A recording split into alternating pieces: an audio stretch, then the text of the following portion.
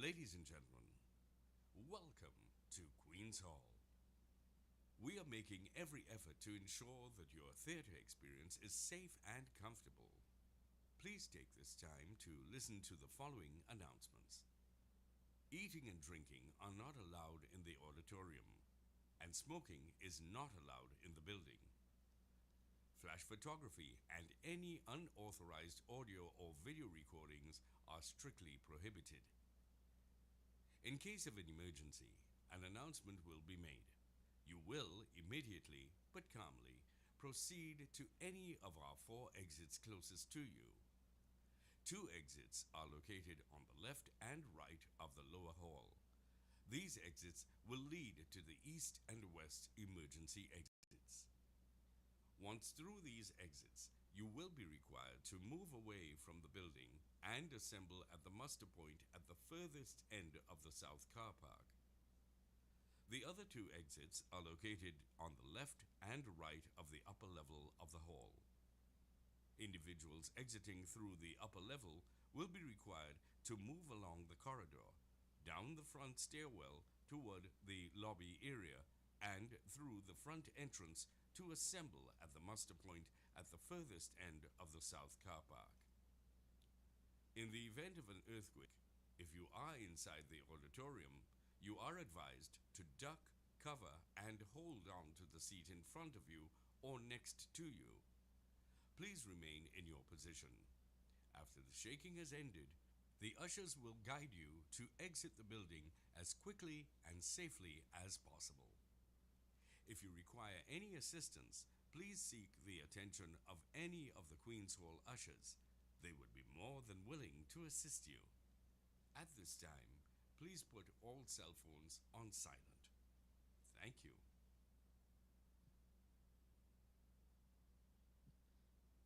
Ladies and gentlemen, please stand for the national anthem of Trinidad and Tobago.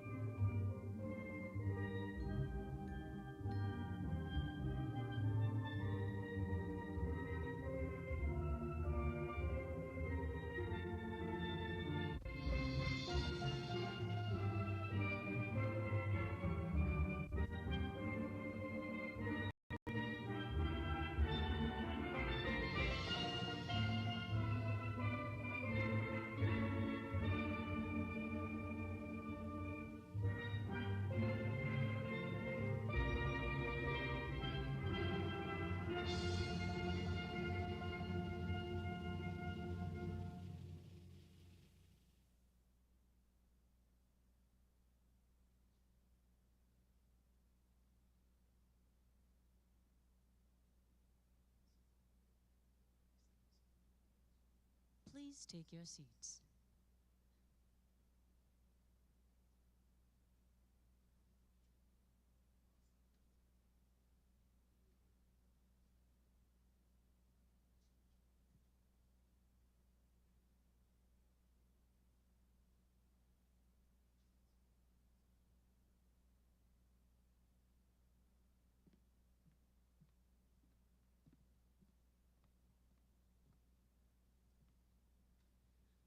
Ladies and gentlemen of Queen's Hall, good morning. We have students in our midst as well, so good morning, students. Welcome to AI and the Performing Arts, the Caribbean Paradigm. And while some of you may know me from morning television or even know my voice from urban radio, this morning I'd like to introduce myself as Ianka Williams, the moderator for this, the very first panel discussion that will explore what is AI, what it can mean for us as a Caribbean people in the creative and performing arts, and hopefully dispel some myths so that we approach it with no fear. Sounds good? Now, at the end of this initial discussion, the hope is that you are enlightened and that you're willing to ask questions. Yes, there will be a question and answer segment at the end of the first panel.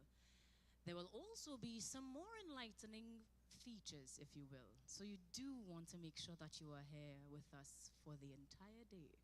We promise it will be worth it.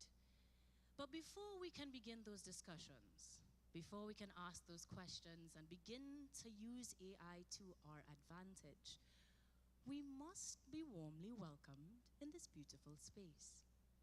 And so I will ask that you join me in giving a lusty round of applause to welcome, to give opening and welcome remarks, the chairman of the board of Queen's Hall, Dr. Helmer Hillwig, as he greets us this morning.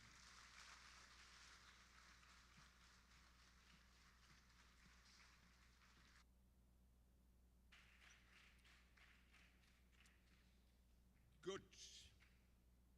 So, distinguished Deputy PS, Mrs. Pascal, thanks for attending. Distinguished guests, esteemed panelists and participants, ladies and gentlemen, and boys and girls. I am so impressed the turnout of, and especially from areas what you don't expect.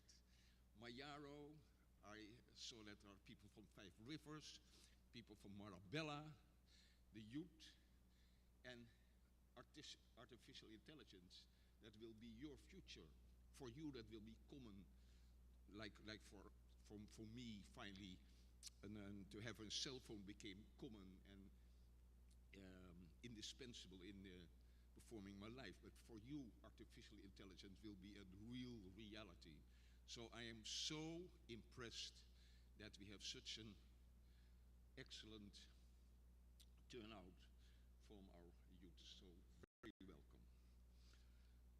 And welcome to our Together I. Why?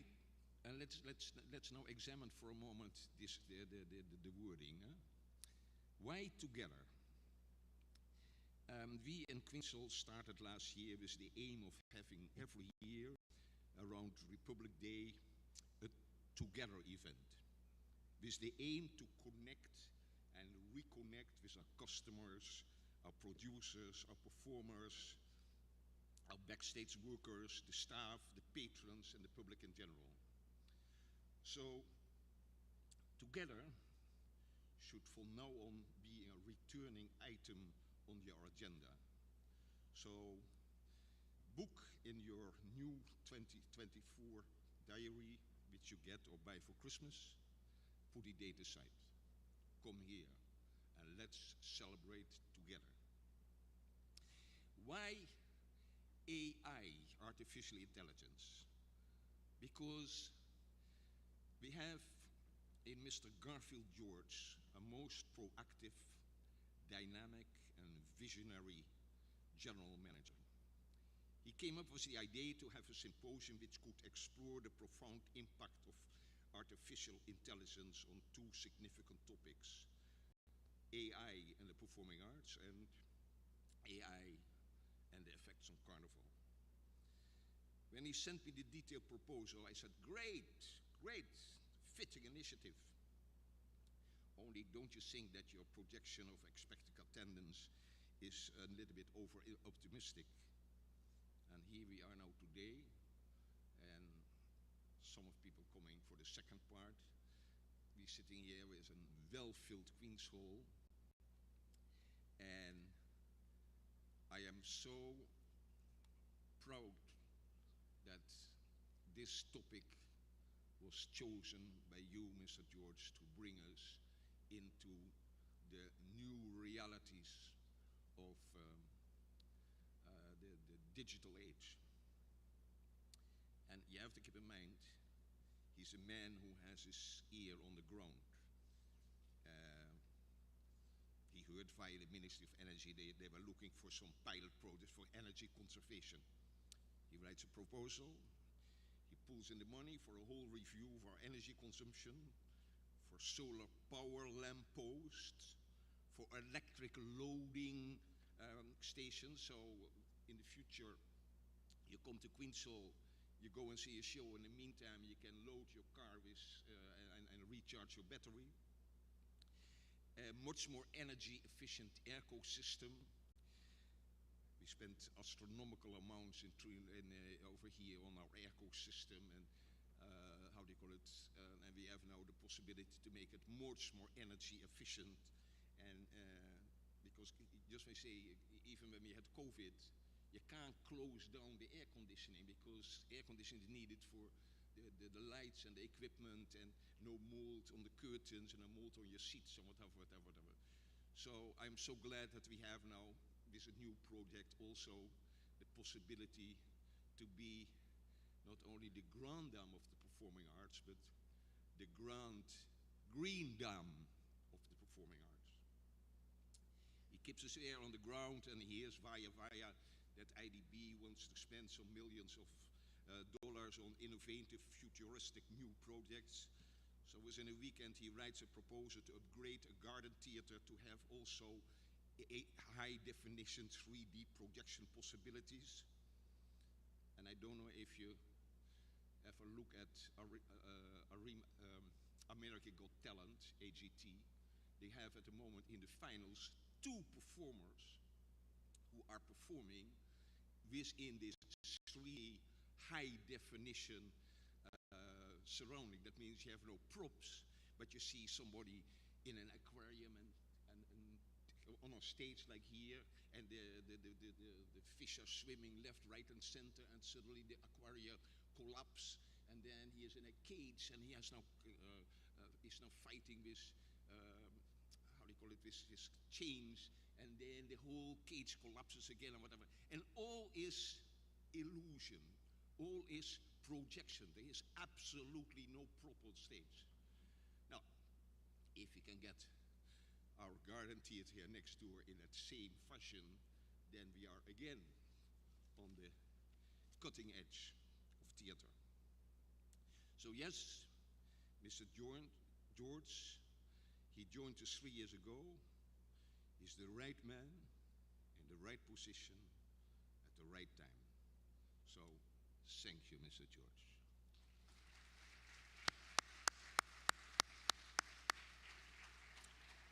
Now, let's go to the topic of today. Let's go back to artificial intelligence. Over the last few months, it's one of the hottest topics trending. Is it a friend or is it a foe? The American Congress had last week a closed-door meeting with the top tech boys about the dangers of artificial intelligence. Mr. Musk was the one who proclaimed a few months ago already that perhaps we should put a stop on the development of artificial intelligence before we know the impact. If you go to the Wall Street Journal videos, tech session, you see endless amount of videos about the impact of AI and the whole discussion about how do you call it, the impact it has on almost everything. Are we becoming dispensable? Yeah. But on the other hand, it is also nice to see that, for example, yesterday in the Express, there's an article, i.e. powered sports, unlocking the Caribbean athletic potential. Another article from Mr. Fazal Ali about artificial hallucinations and artificial intelligence generated plagiarism. So certainly, artificial intelligence is a very current and hot issue. And today, it's time to add another chapter, AI and the arts. I hope that we can recognize that AI is not only a tool, but it can also be a catalyst for innovation and creativity. We must engage AI, not to replace us, but rather to amplify our potential. And I would like to extend my heartfelt gratitude to all of our panelists, our speakers, and the participants for joining us today. Your expertise and insight will undoubtedly enrich our understanding of AI's possibilities and challenges. I would also like to express my deepest appreciation to the entire Queen's Hall team, whose hard work and dedication have made this symposium possible.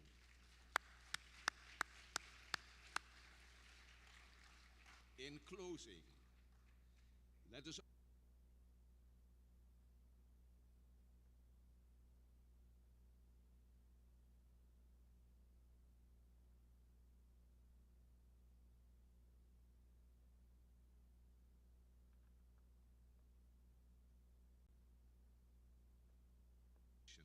that will shape the future of the creative industries. Thank you, and let the symposium begin.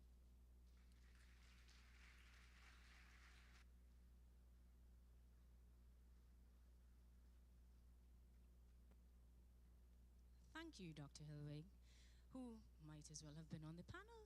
So much insight and so much specificity to only some of the things that we will begin to explore this morning. Now, to do that exploration, we have a packed program planned, and as you can see, there is a QR code that you can scan. I know everybody has their phones out. That way you have an idea of the run of show for today and the opportunity to follow through with us as well. But at this point, it gives me great pleasure to introduce to you the very first panel this morning. Some of them you may already know, and some of them you will want to know, because by the time they are through speaking this morning, we hope that you'll be enlightened and, as Dr. Hill says, ready to move forward towards innovation, inclusivity, and of course, curious at the very least. So one of the first members I'd like to introduce to you is at the helm of the AI industry and quietly sitting on our panel this morning. Mr. Keith Laban is the Microsoft Innovative Educator Expert Developer, AI Developer. He joins our panel this morning and is ready for your questions. May we have a round of applause for Mr. Keith Laban.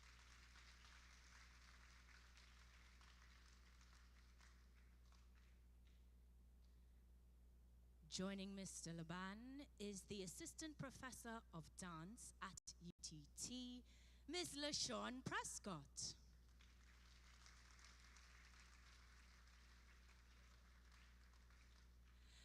Now, I know some of you are fans of these persons on the panel, so do not hesitate to cheer them on. It's by all means welcomed.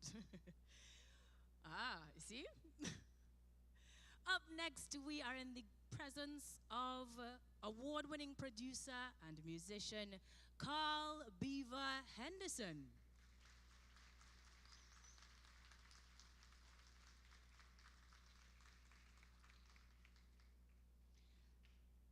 Joining the esteemed panel is Artistic Director of the Tobago Performing Arts Company. Yes, Tobago is represented in Mrs. Rayshon Pear-Kerr.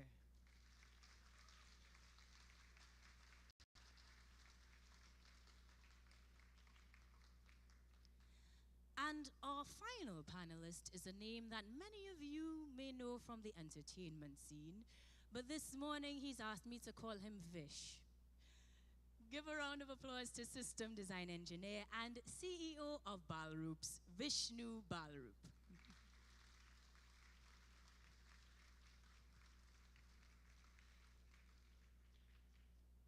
So we say welcome and good morning to our panel, who I will not pretend I have not had the pleasure of chatting with this morning, but we are going to try to fit as much information as possible into the next hour or so, beginning with us defining what exactly is AI. We know there are many levels to it, but for the purpose of today's conversation, Mr. Laban, would you give us a definition of AI? Okay, so I'm seeing a lot of secondary school students here, so we should probably break it down to a level where they could understand. So I know a lot of you probably have used emulators in the past.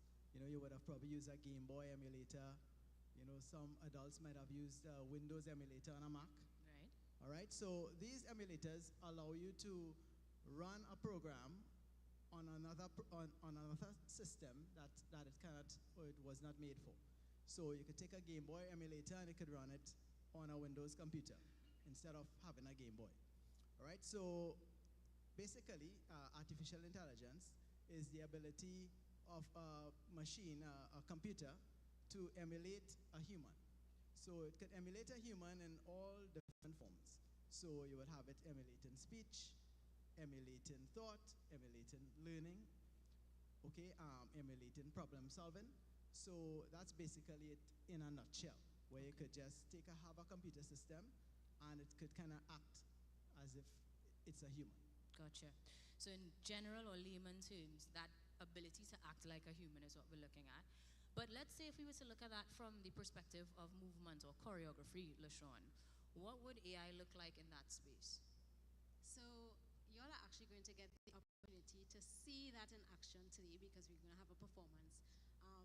But just in terms of how it can be used, so I think one of the most popular tools is something called ChatGPT. And I think a lot of the students have been using that, The murmur is especially there to in complete their assignments and stuff. But you know, you're literally just going to type something in and Putes is going to generate responses for you. So for example, in terms of choreography, you can say, okay, I want to do a dance that deals with grief and heartache. I'm using 7 persons, and it's going to say yes, and this, you know, you can choose this music, and it's going to give you options.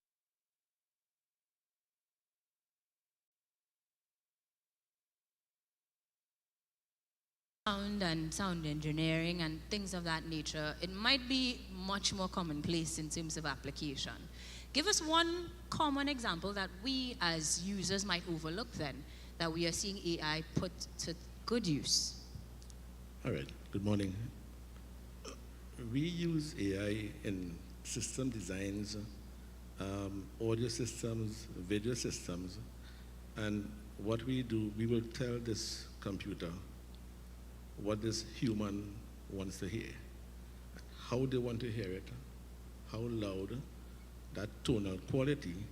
So it saves a lot of time because the system will now have all the sensors around and it will now emulate, like I said, how this human is listening to the sound in a whole.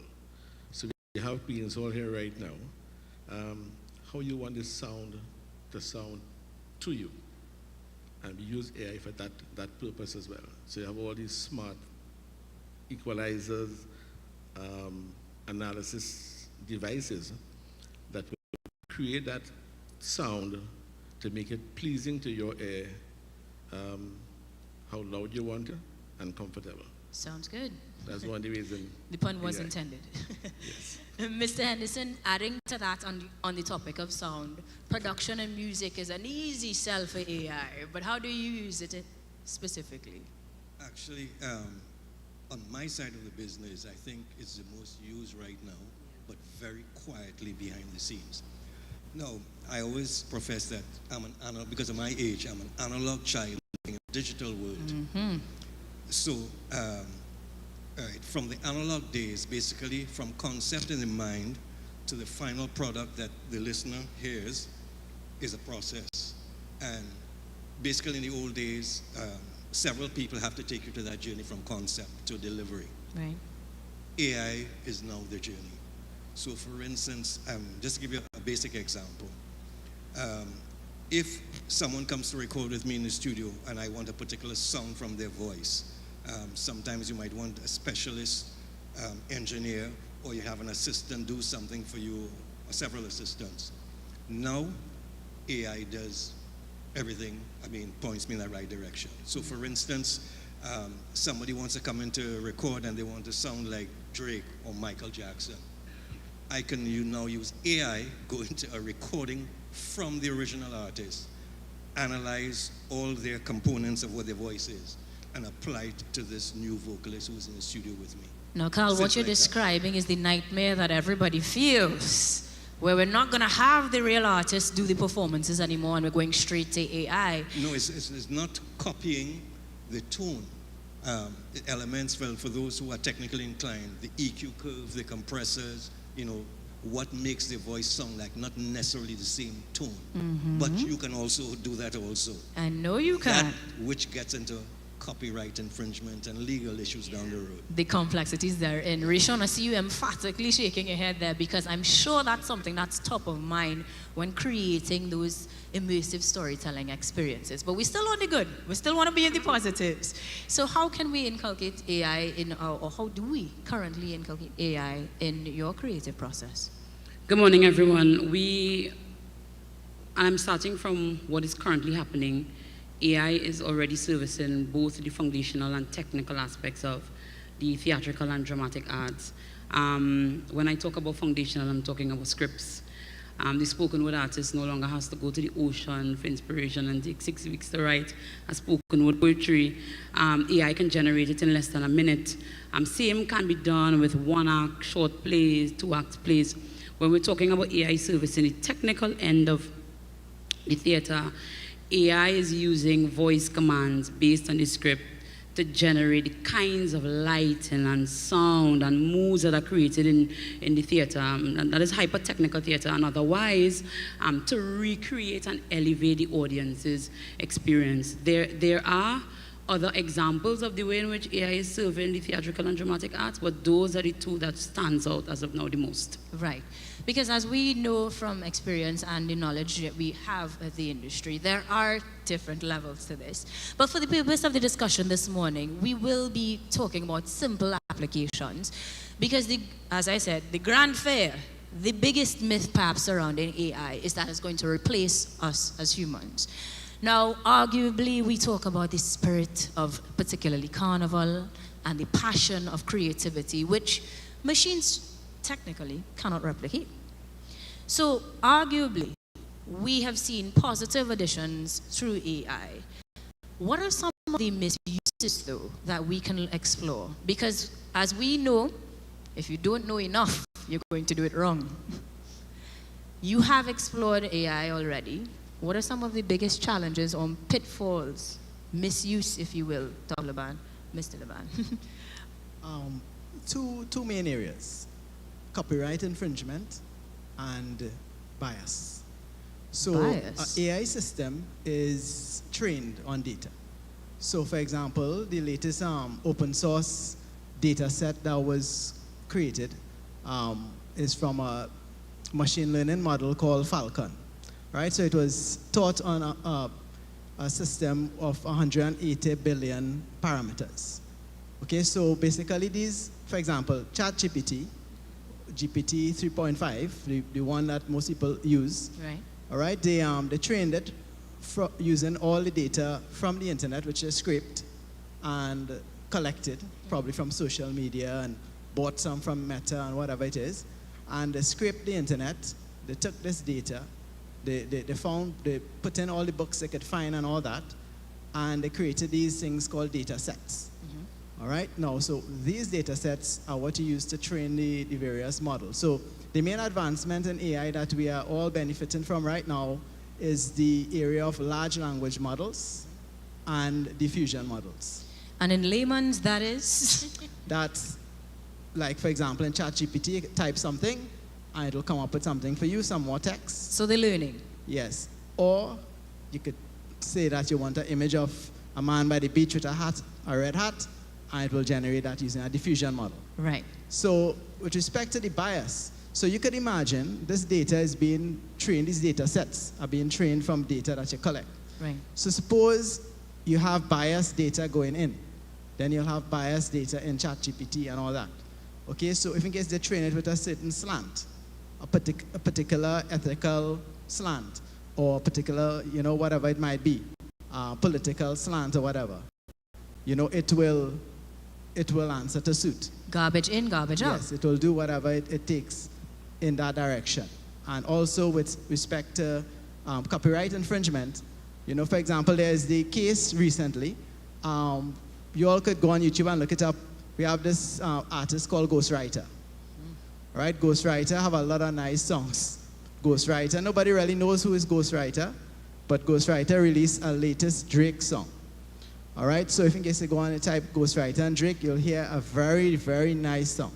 So he wanted it to go up for a Grammy Award, and he wanted to offer it to Drake. He didn't want any monetary. So he wanted to give Drake it to put it as a song in his album or whatever it is. So you could see the different gray areas here now. You know, it sounds like him, it could be him, he could take it, he could use it, but it's copyright infringement when it comes down to it. So all of these things will be things that we'll have to think about in the near future. Now, LaShawn, from an educator's standpoint, those sorts of biases, for example, would have to do with the learnings or the foundation that we put out towards that end. How do we circumvent that? How do you, as a user of AI, in that beauty of motion, decide on what you use, how you use it, how much you use? Where do we draw the line? That is a great question. You know, one of the things that I am most fearful of is that we would actually stop thinking. We'll just become so reliant on the use of AI and just like, and you know, students now, I had one of my students say, nobody not writing essays anymore. You put in, you know, produce a 500 essay on, and they give you the theme, right? But same thing, he's talking about garbage in, garbage out. You have to kind of know what is the input that you're going to put in. And I think the other part of it is that you kind of, I remember when I was signing up for this, it says, you know, be mindful of the information, there might be errors. And we might get so complacent to the fact that, you know, you're not going to verify whether the information coming out at you is true. So that's like a big fear of mine, that some people just become, you know, complacent, and they're just going to take anything that spurs out at you without actually doing any critical thinking. Any sorts of critical thinking, absolutely. I know, Rayshon, this is a pet peeve of yours as well. I'm seeing the nods in the corner. But have you met those similar challenges or even others in terms of biases, copyright infringements, or the downsides of the misuse of AI? Yeah, certainly. And I want to speak from the graphic artist perspective, because the graphic artist plays a significant role in supporting the performing arts and people knowing about things and being led into the theaters. One of the things, and this is from talking to graphic artists who use AI, they have explained that if you want to generate a brand new image, you can feed the AI about 5 different images, and what it will do is it will recreate this brand new image that does not exist. But really, and just kind of going off of what LaShawn was talking about, it brings into question, it begs us to question ethics. So you take 5 images from the internet that were initially taken by photographers who would have invested and who would have spent money and photographs that are protected by copyright law, and then you feed it to the AI, and the AI produces the picture. Who benefits and who loses? The other thing is, if we're talking about it from a think tank perspective, what I also feel there is a potential that it will erode is the beauty and the magic of collaborative community creativity. There is something that happens when people come into space and they're shopping ideas and they're throwing around ideas and they're pooling ideas. There is a certain kind of magic that only exists when human beings come together. Why do I need to come into a room with 20 people if AI could generate the idea in 2 minutes? Right. So now we're talking about ethics. We're also talking about loss of core communal creative values, amongst other things. Beaver, let's take it back to the positive side, because you can absolutely demonstrate or give examples of that beauty she speaks of, that collaboration, and where we will see humans continuing to be a pivotal part of the creative process. Give me an example of where you obviously have the option of using the AI, but the value of the human input surpassed that need tremendously. At the end of the day, all right, look at the 2 sides of the coin. There's AI and there's humanity. There's the human being. The biggest possible problem could happen using AI as a tool, because AI is just a tool, is letting the humanness remove itself from the equation and let AI be the leader. Louder for the people in the back. Mm-hmm. Right. Yeah, feel free to upload if you agree. No, because at the end of the day, we are humans. We run the game. If we get lazy and complacent and sit back and let AI do our exams, our research, our productions, our creativity, then all the fears that we are sitting here with now will become a reality, right? We are human, and we use AI as a tool, strictly as a tool. AI is not your friend or your best friend. It is a tool like anything else. One more time. AI is not your friend or your best friend. It is a tool. Students, repeat that. No, just wait. All right, just quickly before I get called by my first name. Which I've seen in my industry, a lot of like maybe young musicians, engineers, producers, because these tools are available now, they try to create a product without the intent of creating what they want in their. In other words, let the AI or let the tool be the leading force. Where creativity is concerned, the human has to be the creative force and just use the tool of AI to get you there. Full stop. Humans are the helm. AI is the tool. We have a formula that they co-sign in. All right, I like this.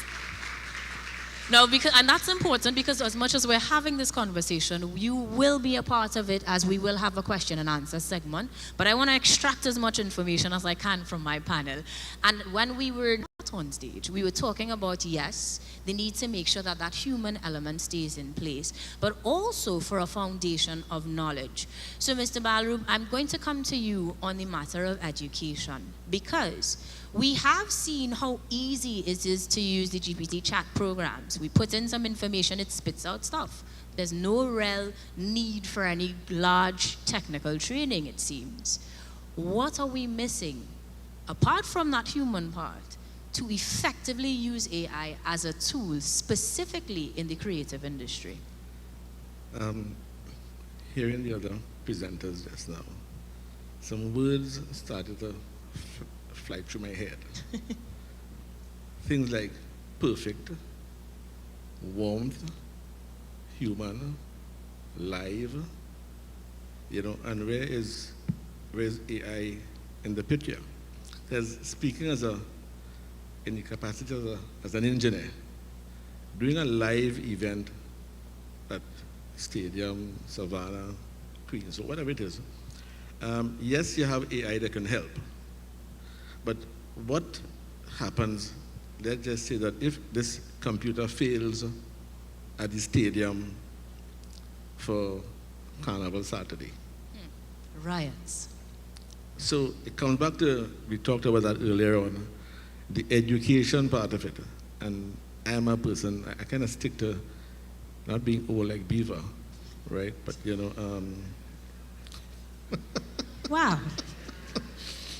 Right? I'm much younger than him. Right. So, but you still have your foundation in education. But at the end of the day, yes, in our era, right, Beaver? In our era, it was analog. And we had to make it happen. There were absolutely no computers. Students, do we have an idea of what analog means? Any idea? Anybody who doesn't know I have a hand up. Was analog? Let's just go with not FM. So before, in terms of frequencies for radio, analog. We'll go with that. It's analog.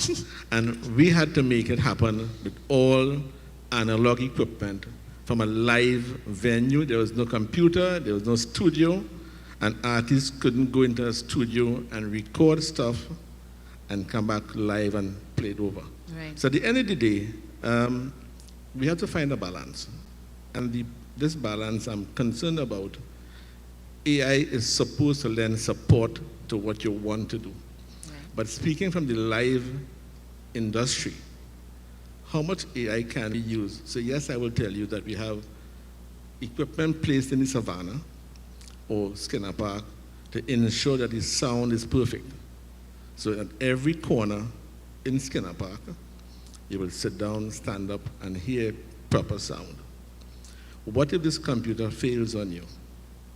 You now have to have the education as an engineer in the true science of physics and that kind of thing to make it happen so that person at that venue will still have a very good, enjoyable evening event, as the case might be. That foundation needs to be there. And the last point I want to mention, that warmth, how much could AI create to hear that live instrument on stage when a performer, a keyboardist, looking at the audience live, right, and tend to do different stuff when you're on stage. So yes, we have AI, and I support Beaver and the studio, right? But from where I sit as a live, do a lot more live stuff, that warmth is important. One of the things that I see AI is looking to do as well, or people expect AI to do, is to make it perfect. And we all know in this world that no one is perfect. Correct. Absolutely no one is perfect. What I tell students, people, they simply, today, make it a better day. So whatever you do, just simply make it better. I appreciate that. Don't aim to be perfect. I'm seeing a lot of students here this morning, and don't aim to be perfect because you will not be perfect. Right. They simply aim to be better. And I think this is where AI came into the picture to help make it better. Make it better. Taking that point, especially speaking to students, Mr. Leban, let's talk a little bit about how we can incorporate that into the rubric. I mean, can we? Is it too early to start at the secondary school level? When do we start to introduce that? Because we will agree as a panel that it's necessary, yes? If I have opposition, feel free to. But let's get an idea of how or when we can start to introduce that into the school curricula. Well, we can't get away from this revolution for sure. So we have to introduce it to them at an early age as possible. So I'm also a secondary school teacher. Okay, so I'm not in the creative arts, but into information technology. And I use it personally with my secondary school students. We use it for a lot of research. I kind of tend to let them use the AI tools that go on the net and they could get back references. So for example, instead of the ChatGPT, the Bing Chat, because the Bing Chat will actually give you references of websites that it browsed and all that. Okay, so unlike ChatGPT, which was trained on a corpus of information from 2021 back, Bing Chat also goes out on the internet because Microsoft has a deal with OpenAI, all right, and so they have use of their language models and so on, but they have an added feature where it could go out on the internet. So we're seeing positive use, structured use, ethical use, as you were mentioning. Yeah, we use it for a lot of project-based stuff, project-based learning. So for example, just last week I gave my students a PowerPoint to do on computers, on how it's used daily. And I also introduced them to some AI tools to go to generate images for their PowerPoint, to generate comics for their PowerPoint, and to embellish it and all that. So they still have the thought process going through their head, and they know what they're gonna generate. Okay, they want to generate an image of a surveillance drone showing how AI is being used. So it's really could be used for all of that, and also for personalized learning. So it could suit the according to the student's capacity. You could have the whatever you need to learn will come at a level, your level instead. Right. Yeah. Suited for the user, and in terms of their output, similarly reflective of their level of intellect. Yeah. A key component that I am going back to Rishon about, because when we talk about the multiple prongs that play a part in the creative process for theatrical productions especially, and the passion and the emotion and the expressiveness that we Trinbagonians can do so well, that illustration or that use of AI is going to be from a foundational level all the way up. We're seeing the positive. We agree that it's positive. How do we take it to the next level? What do we need that we are missing in the creative industry to take it from secondary school and to make sure that it is used as a tool without losing our creativity and our individuality? I think for starters, more conversation has to be had with students in particular who are interested in pursuing pursuing performing arts in general, performing arts subjects, or creativity as career, about what creativity actually is, so that children, youngsters, can appreciate the very source which the engineers and the AI scientists are grappling with understanding. And just as a precursor, they're basically saying that the world has attempted to mystify creativity because we've never been able to put our fingers on where it comes from. And so we use words like inspiration and intuition and instinctiveness and a vibe and a pulse, and you get a feeling. But as much as we will smile on those things, I think those things are not to be dismissed. Because if we can somehow lead our children to understand that those things are inherently human things, they will appreciate it, particularly when it comes to interacting with AI as a tool. In the classroom, particularly where performing arts is concerned, my research has pointed me to the fact that a lot of teachers are using AI to help students understand vocal acting and vocal acting training, nuances of the voice, how to better memory and better reasoning and critical thinking. Imagine a machine is telling you how to think critically when it really requires human data in order to develop and to generate. But that is where the gap is, but that is also where the opportunities are.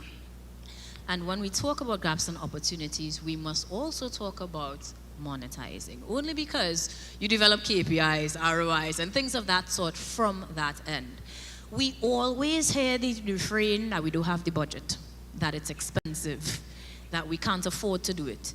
And if we are talking about introducing this at the level of schools, if we're talking about introducing this on smaller scales, because the creative sector has many, many young and smaller entrepreneurs, how possible do we think that is? So Sean, I want you to start that one off. I mean, we're talking about introducing it, but I don't think it's a matter of us introducing anything. I think it's available to everyone, you know? And I'm sure, I was just curious when you were talking about bringing it into your secondary schools, and I'm like, I wonder how many of these kids out here are already using some of these AI tools, and I'd be curious to Can we get a show of hands? We could just... We get a show of Yeah, hands. How I many mean- of you are using AI in school? With your teacher's permission? Well, Ooh, the hands I mean, gone down. It might not always be with the teacher's Okay, permission. without the teacher's permission, that's all right. Today's a safe space. But we have the use. Yes. Yes, we do. Yeah, we have the use. So I don't think it's a matter of introducing anymore. I think it's a matter of trying to make sure that we guide people of how best it can be used, and not to, eliminate the critical thinking aspect of it. To try and make sure that, listen, yes, we're using this as a tool, but we want to make sure the brain cells still working along the way. So. Yeah. Now, going back to budgets, I'm going to come to you, Mr. Balaram. Primarily because we want the granular version of things. How possible is it to, and I use the word introduce loosely, to include, perhaps is a better word, the use of AI in your productions, in your, be it theatrical productions, your choreography, your musical productions? Is it something that the average man on the street starting up their business can consider within the first 2-3 years, or do we have to make our first million before we approach it? How do we approach AI from a monetary stance? That's a tough He so wants to pass the mic right now. That's a tough one. I want to start at the top But- because we often think of sound engineering and those things as Yes. top of the budget. Yes. So we will come down. So, but we'll start at okay, the top. so yes, it's a profession, and you could get into business as well. Now with the introduction of AI that we are now using in our systems, one of the things that we now do is that it requires less. Was that? I'm not sure. We all right? Was that? Somebody using the AI to answer the question there? All right.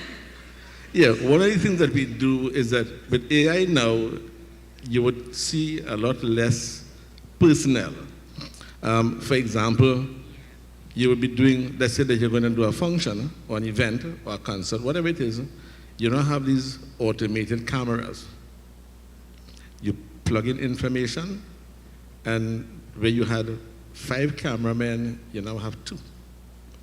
So one of the things with AI, it could reduce in terms of expenses as well, hiring people. Manpower, right. Right? So that's on the camera end of it. Similarly, offering these services to companies where they will have a cost savings benefit. So again, it's about running your business and how efficient you're going to run your business. Typically, yes, it's sound engineering, but again, the equipment that you're going to purchase, you still have to have the hardware. Right. So expense-wise, still spending money. But then the computer comes into the picture now. To me, it simply makes it easier for you. And then apart from that is having the right people to now run your systems. In the past, it was AV. Now that AV has now changed to AV and IT. So the business now requires equal AV and sometimes even probably more IT people as well to get that desired result that you're looking for. So what I'm hearing is a strong yes, that we can look at the inclusion of AI technology and the advancements towards cost-saving end. It is right now. AI is already into AV.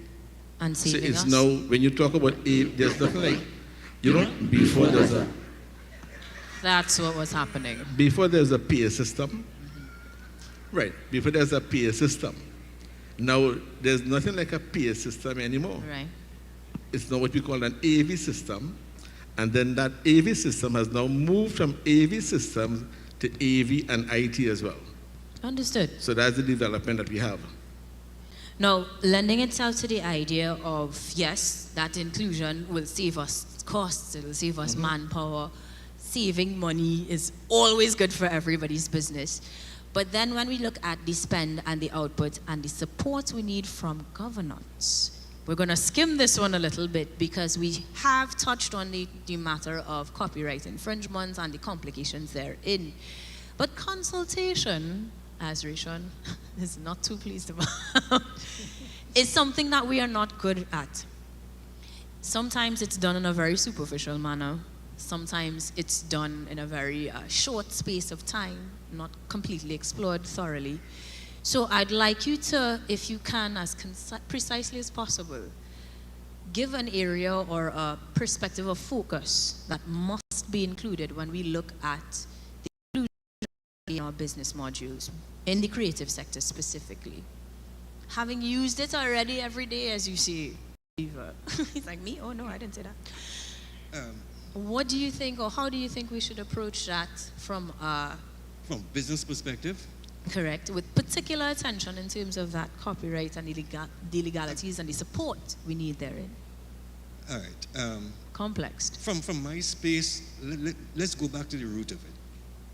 In the creative space, there's a craft. And to have that craft, you have to be educated in some form of discipline to ascertain a level of that craft. So I don't take a simple example. And this comes to even on the business side of it. Right. Imagine I go into studio and I need to do a vocal track with Vishnu Balrup. He can't sing to Buy Cricks in the morning, right? But when I'm finished with the product, he will give Marshall and Kess a run for their money. Everybody here is alerted to what auto-tune is, correct? Right. So I will use all the tools of AI auto-tune, make Vishnu the greatest thing ever. Mariah Carey. Then I put him on stage in Queen's Hall, and I remove all those things. He has no knowledge base of how to sing. He has no craft. His business crashes immediately. So understand that. So no matter what you do, you still are coming back to the human side, the development of craft, the knowledge, the education. It all comes back into, there's still things that a human has to do to be successful. Full stop. Come right back to that always. So with that craft comes a product that you can sell, was developed into a business model, into a brand, and eventually sell it. Look at all of our, local stars and now international stars, the Marshalls, the Kers, the Bungees, and all of them. They have developed their craft over the years. What I've started noticing is some young artists and producers now want to take a little shortcut. Do not develop their singing ability, their playing ability, their production ability, and they will go on to ChatGPT, which I have tested. First thing I did on ChatGPT is write me a soca song. I got back a soca song, 2 verses, a chorus, and a bridge in about 15 seconds. It can be done. Right. But if you take that same song and produce it, you might not even get 5 minutes of airplay for the whole carnival season. All right. All right, so again, it's just the tool. So it still comes back to craft, educate yourself and develop your craft, and then turn it into a business. That is a journey.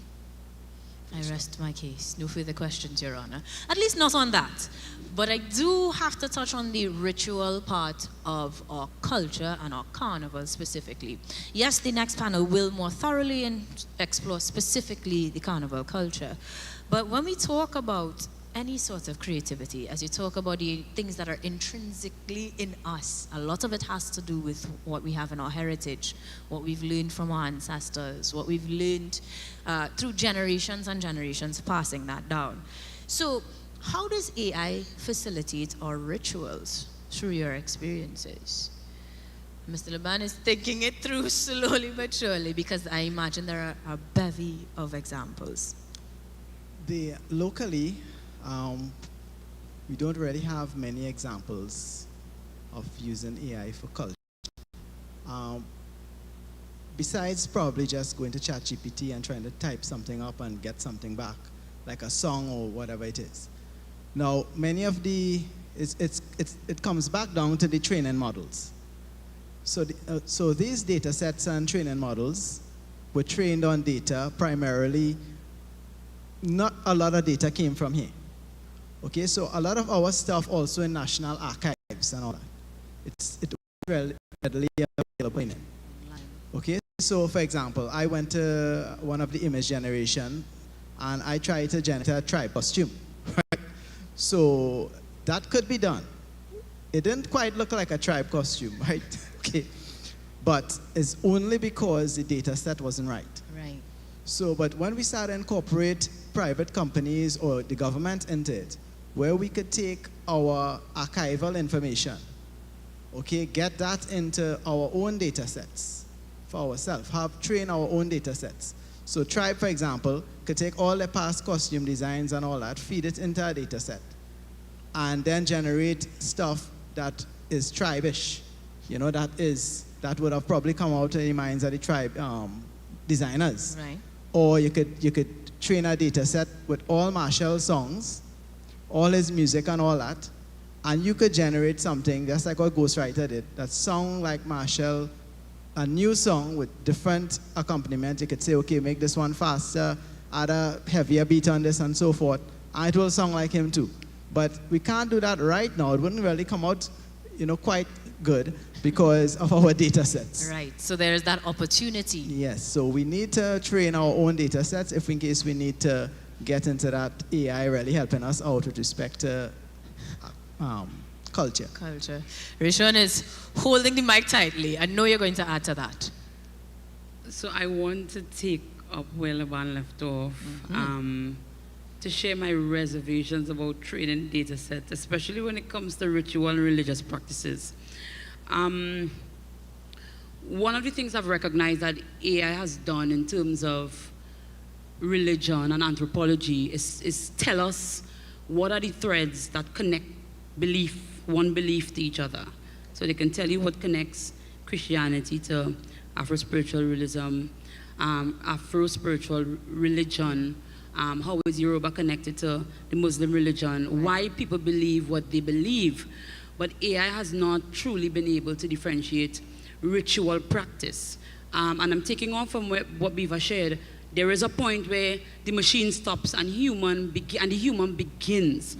My personal viewpoint is that AI should leave religious practice alone, because the last thing we want is AI conflating any religious traditions and turning it into some homogeneous material that tells us that this very unique thing that we practice in South Trinidad or in West Tobago somehow belongs to some hegemonic practice. Given the Caribbean's history as well, right, we want to be able to continue to practice our unique rituals and maintain them without a machine telling us this is, and then the generation that is coming next is a bright generation, and so they will try to experiment with some of the information that they will be getting. Right. And the last thing we want is to mix up and muddy the preservation, ritual and cultural preservation conversation. So all of that is in there. So what I'm hearing you say is, as much as yes, we can absolutely see some possibilities, some positive possibilities to make sure that our distinctions are on the internet and accessible to us, the people, we the people rather. You also need to have that discretion and that continuous use of the human element rather, to circumvent what could always be the exorcism of distinction, individuality, ritual, culture, and the things that make us innately us. We have a nice mix of perspective, almost, because we agree that the use of AI is absolutely something we cannot get away from. We are aware of the many ways that it can be included, but we do want to continuously remember that we as human beings are to be at the helm of this journey, making sure that AI is a tool, not leading the way. Now, I know that the second panel will explore with more specificity carnival culture and the use of AI, but my panel, any closing thoughts that you want to leave, particularly with our students who are so gung-ho to use AI, but certainly want to make sure they use it right? How do we ensure that they do that, Mr. Laban? I would invite all the students to, try it out. Everybody should at least try it out because you need to get accustomed to it. So we generally at the stage of what you call narrow artificial intelligence. We haven't seen anything. Within the next 2 years, there's a search for what you call general artificial intelligence, and that's where it's really gonna get interesting. Where you might have these bots that looks like a human and actually is coming up with creative thought and all that. We haven't reached that stage, although everything seems fascinating. This is just the tip of the iceberg, because you still have artificial general intelligence, and then we have artificial super intelligence, which is the frightening part. The point at which AI is gonna become far advanced to humans, and it will soon be the dominant race, or the dominant organism. And you know what happens sometimes with dominant organisms. So I would expect that everybody should get into it, because don't get left behind. You need to be on this train. Of course, Mr. Laban is scaring everybody now. Great stuff, great stuff. I agree with what he's saying, especially with the fact that we kind of want to stay ahead of the curve. So yes, try it out, experiment, but I really think that you need to have your own opinion on where it's concerned. So you recognize the advantages and disadvantages of it, see how it could be best be used in your own endeavors. But I want to just take this opportunity, because I feel like you might be closing. I want to take the opportunity to just commend Queen's Hall and about the fact that we're having this discussion, because I feel like that's the important thing. Like, we need to, I feel like a lot of the times, even in my own experimenting with AI and stuff, a lot of the things that are generated is not specific to our own practices and Trinidad and Tobago and these kind of things. So I feel like we need to document things that are of our own culture and our own nuances, so that the AI tools can then be adapted for our own accuracy, specific. precision, and yeah, absolutely. Mr. Henderson? I'm speaking specifically now to the younger ones in the room. And I find this is something that's somewhat disappearing in our society today. We look back at history to understand where we are at now. there have been several industrial revolutions through time.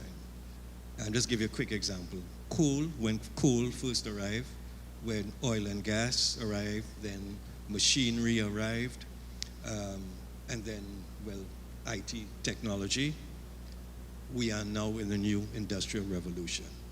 Do not be afraid of it. If you become afraid of it, it will then control you. And if you go back in history, the same thing happened. People were afraid of change. This is just another tool for development of mankind.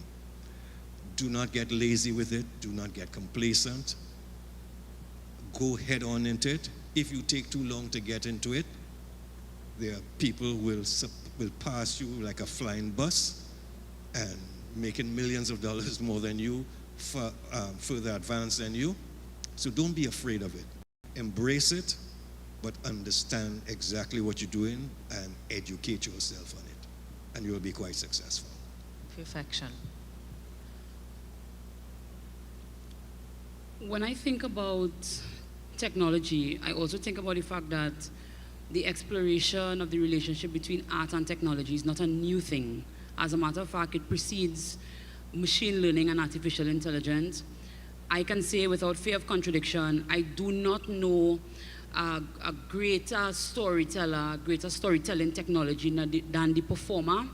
I also do not know a greater ideator than the creative artists. This country has produced the Andre Tankers and the Calypso Rose and the David Rudders, and I'm talking about artists who have changed not just the Caribbean, the world. It's so inherently important to remember the space that you come from, not just as an artist, as a student, and the work that you will be required to do.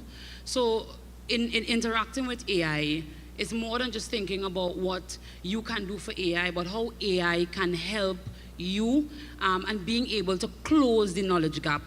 Don't Google and just read the information on the first page. Go beyond, dig deep, have the discussions, because by the time you get to next 10, 20 years, AI will be the thing that you have to contend with.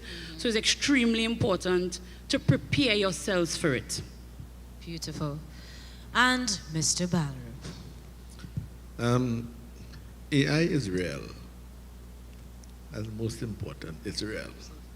And it will become part of if you're looking at this industry, part of your life, where the creative arts is concerned. But again, don't let AI control your life. At the end of the day, your education is important in whatever field you wish, whether it's song, singing, music, engineering, whatever it is. The human part of it is always, will be here for life. And my simple point right now is to simply find that balance. Right. If you don't find that balance, then it's going to take over. And, I saw this on this document that you fill out when you go online. And you fill the form out, and the last thing it's now asks you, are you a robot?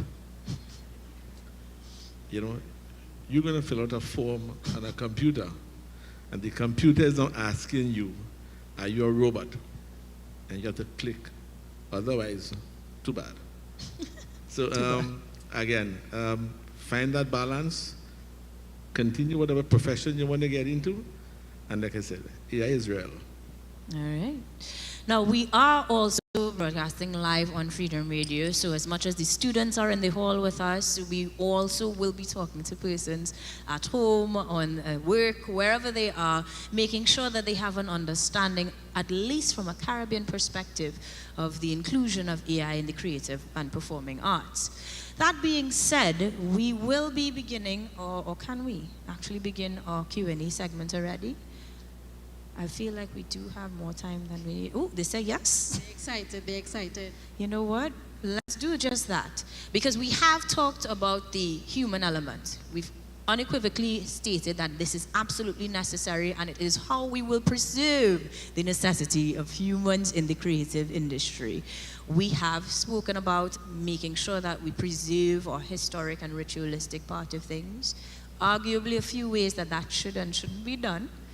But we've also explored even the process and the beginning of the intellectual property conversation. We know there are ramifications there, and our second panel will probably explore that more thoroughly. At this point, I will want to open up the floor to any questions. And for that purpose, we should have mics on the floor so that should you have a question, you simply raise your hand and one of our ushers will come to you so you can pose the question to any member of our panel. I will remind you that you are literally in the presence of decades of experience across the creative sector. So as much as AI may seem like a relatively new concept, we can go back quite a bit through our panel. Any questions thus far? Now, if you all have no questions, I mean they've been exceptionally thorough. Okay, we have one from, is that EJ the panist? Ah, so I know this is absolutely creative. And yes, I can see you all, so don't hide. Good morning, everyone, and a special good morning to the panel. This question here is mostly about regulation. So I'm a steel panist, and I'm afraid of my instrumental ability being taken away from me. So we know keyboards and all these softwares can access any instrument in the world. I'm now going to start my music production side and release songs. I'm afraid that AI can do it before me. Is there any way of regulating? Is there any way that the government can be involved, any ministry or anything like that, where we can preserve our culture as well as our individual identity as performers? Thank you. I see two takers. Dr. Laban, Mr. Laban, you want to start? Yes. Well, right now, what you're worrying about there is exactly what they're worrying about worldwide right now. You know, as you know, the Writers Guild, I think they call them in the States, right now on a strike. All right, and one of the things that they're striking about is that you could have an AI writing out a script. Okay, so I could take all these Marvel stories, I could drop it into a large language model, I could ask it to come up with another script for another, be creative, and let's bring back the old Avengers, okay, and it will generate a script where you could bring back all the old Avengers. And they wouldn't have any need for those writers at all. So just your same thing that you're worried about, right now they are thinking about it. Lawyers and all that, they're still wondering what they're gonna be doing about the actual copyright. A person that comes, for example, we have in order to generate an image, you normally would use image generator. These image generators were trained from images from internet and whatever it is. Now, Shutterstock, as you know, is a popular site where you could go and purchase images and all that. They came up with an idea where they're actually rewarding persons who give their image to them. They would reward them and they would agree to use it to train their models. When we talk about reward, monetary reward, yeah. Okay. So, it's a slightly different idea what they thought about, where a person would have probably purchased their image. Right. Now it's purchasing the ability to use their image to train a model, so that if someone in the future generates something similar using the likeness of their art style, they won't be infringing any copyright because the contributor already gave rights. So some sort of residual income is possible. So possibly something like that might come into effect rather than all out in having copyright laws saying that you can't have any works like that. But there's something called derivative works which are allowed. Right. And that's the idea that a lot of the AI generated stuff is kind of getting away with right now. So we have parameters within which they plan to operate. Yeah. Viva, do you want to add to that? Actually, I want to swing on a different side of it. Instead of asking something to be regulated, what you're doing, exactly the craft you're doing, just expand on it. So you play a natural steel instrument, remember an instrument called the phi pan or the E pan? Adapt to both. All right, so for instance, I have the best steel pan collection, I think, in the world, the Ellie Manet connection. At 2 o'clock in the morning, I cannot ring a pan man out of his bed to come and perform for me in studio. The same way you play a natural instrument, instead of waiting for somebody to regulate it, swing the coin around, that you get an interface. Instead of the keyboardist learning or playing your instrument, you as a pan player should be able to play any other instrument alongside your pan. Understand what I'm saying? The pivot is real. Does it Yeah. answer your question, EJ? Yeah, you have Yeah, a so in thumbs up. other words, expand yourself. Instead of trying to be regulated, expand yourself. So the same thing that you're trying to protect yourself from, become it. That you could expand and play any instrument after that. Simple. Now that's something we can apply across the board. You get it, and that is diversifying your portfolio, that is staying ahead of the curve, that is a But good I bit of feel- advice. You know, I also feel like a lot of people are worried about, trying to make sure that it's regulated. And, we've seen during COVID where people were nervous about live performances becoming a thing that would no longer be applicable. But you can't take that away. Like I think there's still going to be some value in the creative aspect of seeing someone do it in person, In that person. human element, yeah. And perhaps increased value therein as well. I think we have another question. Yes, she's equipped with a mic. Hi, I am a health educator, health promotion specialist with the Ministry of Health. So I'm not in school. How do I enter the AI academic field so that we can enhance education from the health perspective? Because of course I won't be doing it through CXC. Could you tell me the entry point for persons who are not actively in school and would like to enjoy the benefits of learning about AI? Dr. Levan, I'm going to put that on you. Mr. Levan. Sorry. I'll take the PhD. I mean, automatically. Yeah, so one good entry area, there are a lot of very good online courses that you could do, many of them free, through Coursera. Coursera has a lot of good programs with very reputable universities away, and you could pay if in case you want the certificate, or you don't have to pay if you want to, they call it, you could just do it for free. Okay, so Coursera, sites like edX, Udemy, those are the main ones. You could go to, and you could get a lot of very good courses online to start off with on different aspects of artificial intelligence, basic artificial intelligence courses, going right up to machine learning courses. It depends on your aptitude. And a lot of the courses would also direct you to different tools that you could use. So there are a lot of tools for the healthcare sector that would probably be useful, and you could get into it that way. That's one way you could get into it. Sounds good. All right, I'm seeing the thumbs up. We have a question down here, but we also have a gentleman with a mic, so we have two more. Morning and thank you. I have a question for Mr. Henderson and for Ms. Prescott. Mr. Henderson, you mentioned the fact that you asked AI to do you a soca song, but you didn't give me enough detail about what the outcome was. Did you get lyrics that were contemporary? And did you get a melody and harmony and rhythms that were usable? How deep did the AI go? Okay, no, the request was, because I'm a musician, I requested lyrics. So I am stronger in music than as a lyricist. So I requested lyrics. In less than 10 seconds, I got verse, chorus, bridge, and I think a third verse to go out.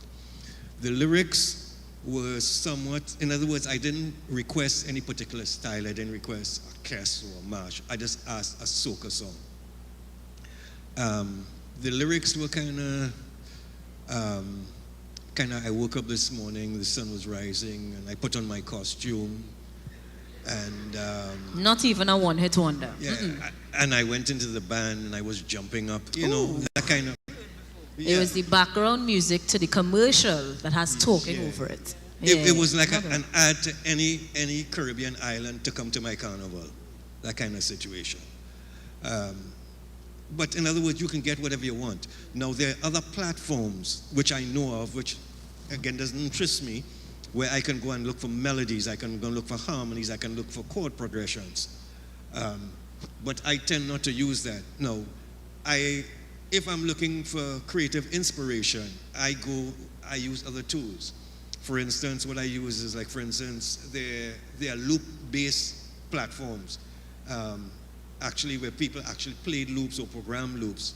I can take loops of guitar, keyboards, voices, bring them into a program called Melodyne, change it into MIDI, take the melody, convert it into a different instrument. And Viva, let me stop you there, because what you're describing is, yes, positive use of AI, but it's still based on the foundation of knowledge that you have. Of knowledge base, yeah. To be able to use minimal parts of the AI, since you have the skill set to fill in the, well, as you were saying, the melody, the production part of things. I'm wondering if your question was more to the end of how complex the AI could be, but you have to remember, he doesn't need it. So that his use might have been much more superficial or curious, perhaps, rather than actually hoping to get a finished product, right? Oh, yeah, it was just a curiosity how to see the adaptability of it. Because the technology is there now.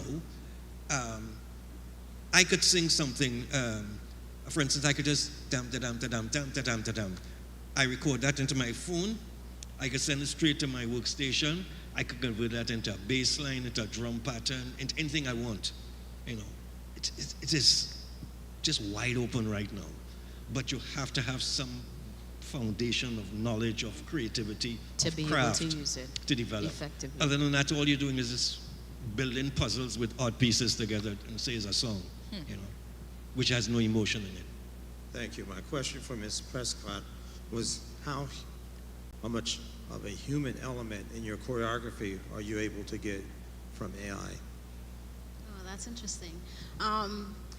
So I think they do have some human elements. So one thing that I did, just in testing it out, I took a YouTube link of one of my pieces and I put it into ChatGPT and I asked it to give me a critique of this piece. And one of the first things it commented about was the emotions that, you know, it was being observed, the expression and stuff. So I do think that, you know, the borderline human aspects to it. But that was that one little test that I did on that aspect. And that still goes back to what was put in the first place. Yeah. Does that answer your question, sir? I would just like to interject for a minute here. So, and also this will be another answer to the young lady that had asked the question just now. So it all comes down to prompt engineering. Okay, this concept of prompt engineering, it's so important with a large language model. So for example, you put into it that you want to generate lyrics to a soca song. You'll get a very bland song, okay? If in case you put in a paragraph mentioning all sorts of stuff about it, in the likeness of Marshall Montano with a beat like Bungie Garlin, and so on. So, for example, when you want to generate a very good image, the prompt is a paragraph, at least 10 to 20 lines describing this image, you know, all different aspects. So if you want to use it like to generate songs and melodies and all that, it will come down to prompt engineering, which is also a field of study which one could get into. Oh, good to know. I hear some applause, so somebody just figured out their new career path. That's good. I believe we can take one more question. Our first student question. No, you have to tell us what school you're from as well. Okay, good morning. I'm from Fire River Secondary School, and I just want to know, like, is it possible to overuse AI, and if so, what are the possible effects of overusing AI? I heard a few. Good question. Any takers? I mean, for me, the overuse would be when you come so dependent on the AI that you stop thinking on your own. So, you know, every single possible question you want answered, you go into these tools and you're not coming up with things on your own. So I think that would be, for me, one of the disadvantages or the possible risks of overuse. So yes, there absolutely is. Also, you could, because I have a student, and he was telling me about this other guy in class, and the teacher called him up, said, "Class, look at this guy. This is the greatest English student." She read out his essay and said, "Look, this is how you need to write an essay, right? This is a perfect essay," because she told them what to write it on. So she got an essay on that same area, whatever, a boy going to the beach and whatever it is. So, and this student, he got his A or whatever it is, for his English essay. And it's a true story. And he got his kudos and whatever it is. But he used it on one hand to write this essay and get his A. But if in case he learned from it, if he learned from it, because remember, CSEC exam is still a physical exam, even though it's gonna go online at some point, but the online parts, they're gonna just be using it to type the answers to the questions. So you won't really have access to the internet, fortunately. Okay, so overusing the AI would be using it and not using your brain. Using it and learning from it is the best thing. So you could, for example, say have some homework, some English homework, and you punch it into ChatGPT, you get a good answer, whatever it is, and you learn how to write that essay or that poem, how ChatGPT did it. And then now you could take a past paper and you could do it like that. Well, then it won't be abusing the AI in that case. In that case, you'll be learning from the AI. My 5 Rivers students, how are we sounding? Making sense? Yeah, you're making sense. That's how we want to okay.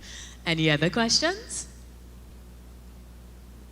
And we have hands waving up above, but she went down to the gentleman right beneath her. Okay. I have 2 students close to the front, one person at the back, and this gentleman. So those will be our last, 4 questions, is it? Okay, so we have the student that has the mic, that is standing already. We'll go with ladies first, sir, just because she's a young lady. But ma'am, what school are you from? St. Francois Girls College. And what is your question? My question is about coping mechanisms for us to better understand and get back our creativity when we depend on it too much, because our minds are still developing and we are very prone to repeating the same mistakes when it comes to AI because we become very dependent on it. Beautiful question. And I want Beaver to give us this answer because she speaks particularly about creativity and continuously being able to create. When you now have this crutch of a tool in AI, how do you circumvent that? Coming back to just AI as a tool, correct? Creativity cannot come from a machine. A machine or a platform could only give you back what we as humans input, analyze it, mix it up, and throw it back out at us. But true creativity comes from the human spirit. You can't overuse it unless you allow yourself to do so. So always remember, put yourself first, always, always, and don't be afraid of it. Full stop. Rashawn, you want to add to that? Yeah, sure. I also want to add, to really develop your creative nerve, you have to practice. You have to do it. It is about the craft. So one of the ways in which creativity comes up in humans, we call it inspiration. Go places, see things, look at people, get inspired. Do the things that would allow that creative vein that all of us have to fuel and just leave it as much as you can, just leave it alone. To answer the question, because I think those 2 questions they're linked. You're overusing when you have no other source. You can't think of anything else. You can't generate it on your own. It is the first thing you go to, the last thing you go to. That is when you're able to kind of tell yourself that you're overusing. And once you realize you're overusing, unplug from it. practice, creativity comes up when we actually engage in the things that help us to be creative. Sounds good. Can I add something here? And By all means, you have a mic. and it throws back to something that was discussed earlier on. The human spirit is like this. When you wake up in the morning, you cannot turn on your system, go into Chat GPT and ask Chat GPT to pray for you. Yeah. A platform cannot pray for you. The same way a platform cannot create your humanness. Right? There's a certain level of human existence and human experience that machinery cannot, it is not capable of. So understand that. So anytime you have reached that point where you have removed that from yourself, is because you are overusing the system then. Students, you have a formula. So far, so good? Nice. And I know that I gave us some extra time, but I think we are cutting it very close. I want to take one more question before they evict me. Sir? Yes, good morning. Really and truly, I really love AI and the evolution in AI.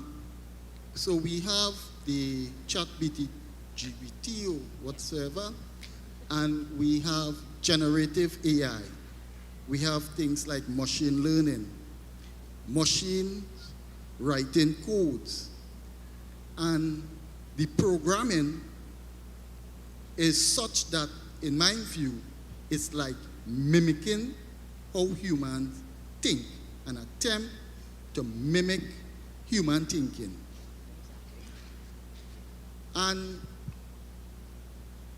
I don't think, like, in the future, we cannot hold machines to a higher standard than humans when it comes to ethics and copyrights and things like that. Now, as an educator, what I look at is, when you look at the evolution of education, the evolution of certain disciplines in education, curriculum changes, how we assess, with AI combined with technologies in other fields, I am concerned perhaps some discipline in education may become extinct. In that, at the secondary school level, I know we used to teach Latin. How many schools do Latin now? And when we look at the performing arts, I would just like from the panel, in your discipline, looking at the evolution in artificial intelligence, what aspect of the VAPA area may we not need within the curriculum? Or in terms of the assessment, what aspect we may wish to change? Predictions is what he's asking for. So for me, I think in terms of assessments, and this is not only for VAPA, I think just, secondary school, primary school, tertiary education, I think some written assessments, we'd have to kind of change the way, so it doesn't make sense giving students to go home and write an assignment because they're just going to literally just switch things up. So I think, for me, some of the things that we might want to look at is looking at more like a debate type thing where they are actually standing there given a topic and they have to come up with their ideas and, put forward proposals. And I guess in performing arts, some of the things should not change. Like, we still want people to physically be able to do things. We want them to learn technique. We want them to learn all these things. So I feel like there are some areas that we don't necessarily need to change, but some areas we kind of need to see how it could tweak in terms of the delivery of what is being taught. As with all evolutionary processes, there will be change. And something to add also is that, remember with our AI system, there's the concept of what you call hallucinations. So students should keep that in mind, that an AI system has a tendency to hallucinate at times. And they still cannot figure out why it does it. Okay, so a hallucination is, it just makes up facts. and it would seem as if it knows about it, and it will state it in a way that it's real, and it's just making it up. And the scientists really can't figure out why it And is. that, my friends, is why you cannot use it for homework. Ha ha! And the second thing is there are these things called AI detectors. So as an educator, you could get into that kind of stuff where you could use AI detectors to get a good percentage, just like how you used to use Turnitin. And it will tell you, okay, this is 80% chance that this was generated with AI, or 20% chance it was generated with AI. You could use that together with helping you. Don't just use it as a tool saying that, hey, look, this is saying 80%, so you fail. All right? You need to also know the student, as you know, teachers are supposed to know their students, Right. and their capacity, their aptitudes, capacities, so they will have an idea. Okay, this student used it, this one really didn't use it. Always saying 80% of this person is also capable, so probably they didn't use it. And on that note, I'm actually not going to take any more questions because I know that they gave me the time signal about 6 years ago. We have to take a break. We have some intermission entertainment as well that I do not want you all to miss. But I will say that some of our panelists will be around. So if you did not get to ask your question while we were on stage, you may have the opportunity to do so a little bit later on today. For now, though, we hope that you came away with an idea of what AI is first and foremost, and some positive ways that they can be integrated into the creative arts, dispelling the myth of it being our enemy, but absolutely coming away with it as a tool that will not replace the innate creativity that we as Trinbagonian people possess. Students, ladies and gentlemen, I thank you for your time and your attention. And at this point, I will have my panelists make their exit. I do not know if they want to do waves or so. But before they take their exit, remember that you can find contacts for them all on the Queen's Hall page as we close Artificial Intelligence and the Performing Arts, the Caribbean Paradigm. Thank you ever so kindly, panelists.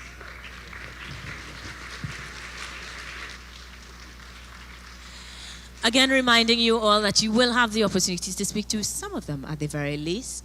But for now, we will get into a short intermission. You will get some guidelines off stage. So please, if you do not need to be removed, remain seated for some instructions.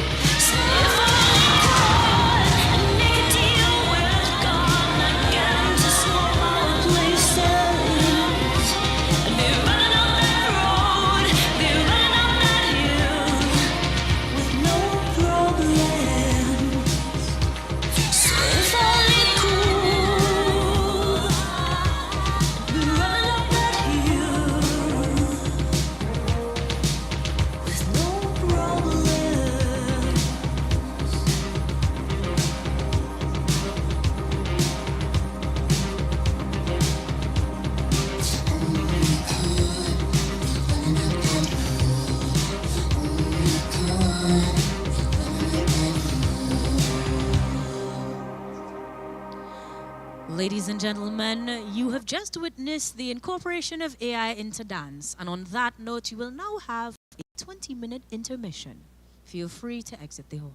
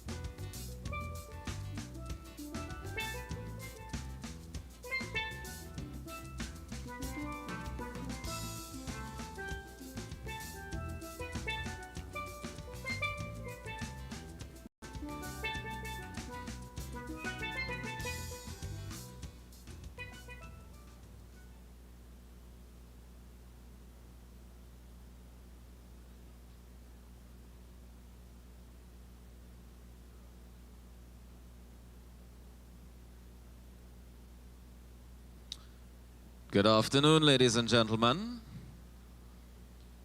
Welcome back. Assuming plenty of people outside.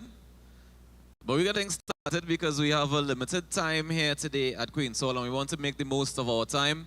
I'm Jaron Remy, a.k.a. Rockus, and I'll be the moderator for the second panel this afternoon. And I'm going to give you all a chance, those of you outside, to make your way back inside as we get ready to get started on the second half of today's proceedings. It's quite lovely to see so many industry practitioners here. I heard there are a bunch of students here as well, so I hope they stick around for the second part. All right, so to kick things off on part 2 of the conversation, I want to welcome the keynote speaker for today. He's been dealing in artificial intelligence for the last 15 years or so. Ladies and gentlemen, put your hands together for Mr. Leslie Lefouk. Good afternoon, everybody. Any mass people here today with us? All right, fantastic. So if you could switch over, please, on the screen. Anybody involved in the production of mass here? Anyone? Not right now? Okay. The outside? All right, no problem at all. So even if you are interested, give this a quick scan, and we'll come back to this in a little bit. And go ahead and fill it out. All right, wonderful. So this is the first AI dedicated event in the Caribbean ever. So I want to congratulate you guys for being here. You guys are already in the top 1% of the Caribbean just by showing up today. Congratulations, guys. So by a quick show of hands, who's already using AI here? All right, so looks like about 30% of you guys. Good job the students aren't here because I know they're all using AI already. But even if you're brand new to this thing or you're already on your journey already, by the end of this, I'm sure you're here because you know AI will change everything. And you'll have clarity by the end of this presentation as to how you even get there. So, I don't know if you know, guys, but there are over 30 different locations across the world that offer carnival. But who has the best carnival in the world? Absolutely, Trinidad and Tobago. So what does that mean for us? What does that mean for you and I, right? So this year, carnival was worth 419 million TT dollars, right? Just about 61 million US dollars. And we attracted 27,000 visitors. Not bad, $61 million for a week or two of work, right? So wouldn't you agree, though, that people typically compare Trinidad Carnival with Rio, Brazil? So this year, Brazil, they attracted 80,000 people, but they generated $1 billion in revenue. So I'm a very visual person. Let's say Brazil is green, let's say Trinidad and Tobago red. What does that mean? Brazil attracted 3 times as many people, even though we have the best carnival in the world, and they generated 16 times the revenue than we did. Why am I sharing this with you guys? Because being the best does not define your worth. So the real question is, how do you redefine your worth? And I think that's where AI can help us. So, do you use AI right now? Anybody? Can you give me some examples? ChatGPT, anything else? Google Assist. Anything else? Yeah? Absolute. Anybody use Siri, Alexa, Netflix? Yeah? Anybody stops their spam from getting into their inbox? The credit card company calls you and said there's fraud on your card. We stop the transaction. That's everybody, right? Everybody in this room actually uses AI today. But all of those AIs, they fall into a different class of AI called discriminative AI.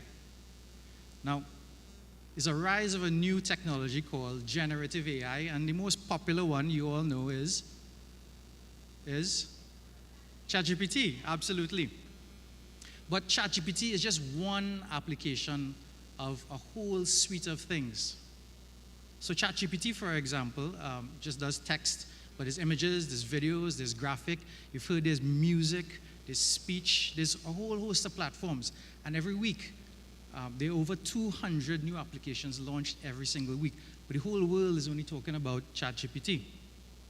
So I know we're talking a lot about AI. I don't like to talk about stuff, guys. I like to experience stuff.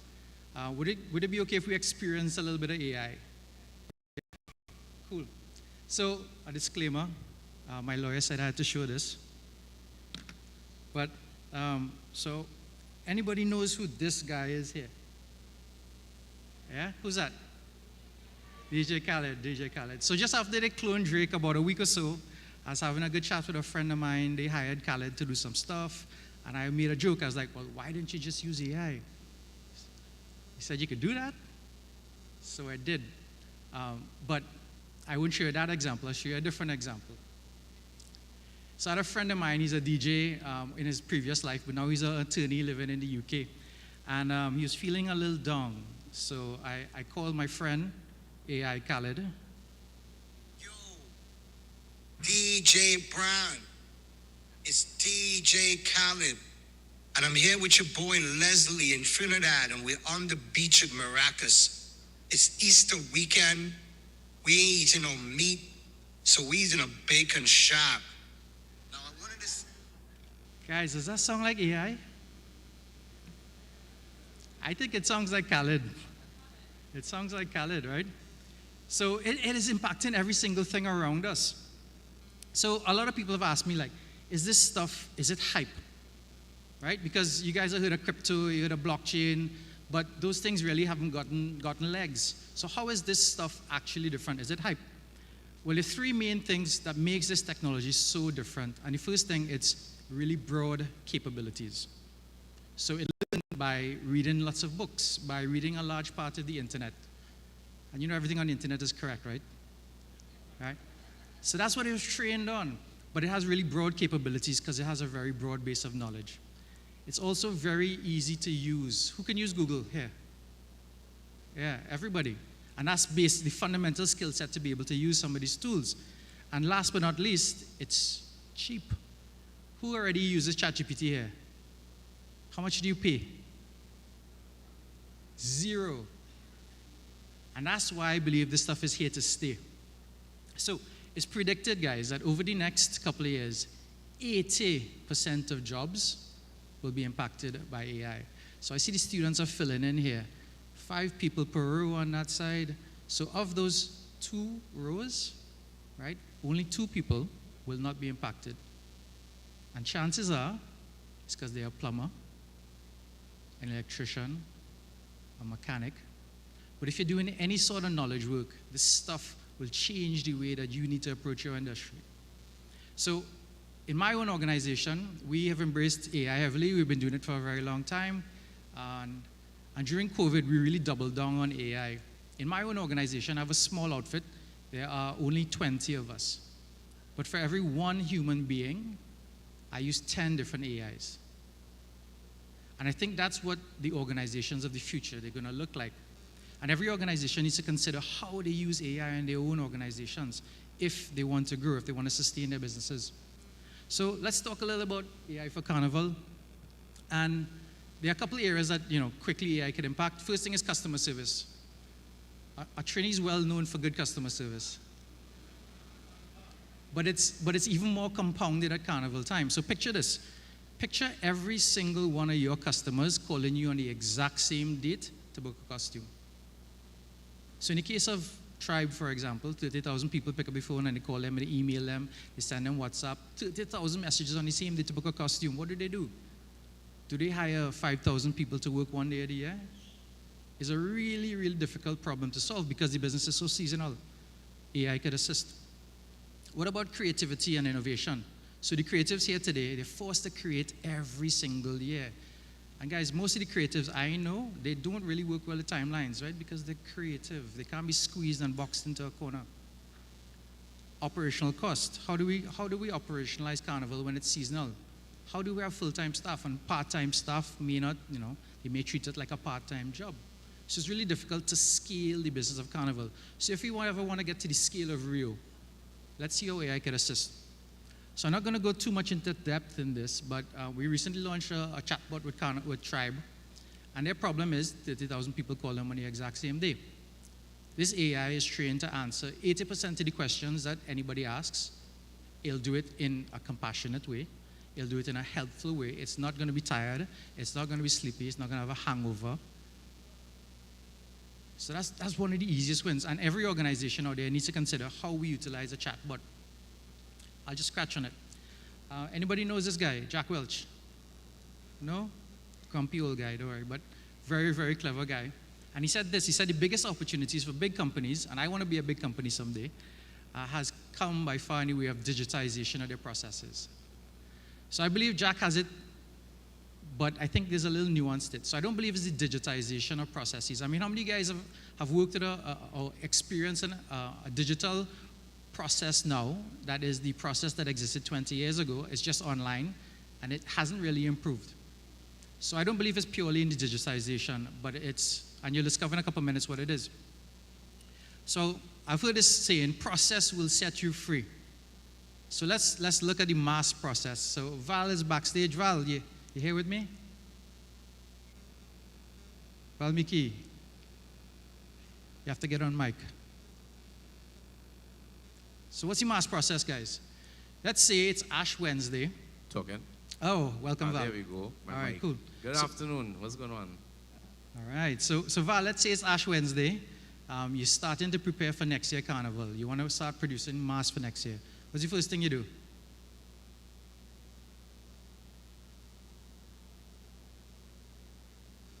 Val? So we lost him a little bit. Typically, you come up with ideas. Hello?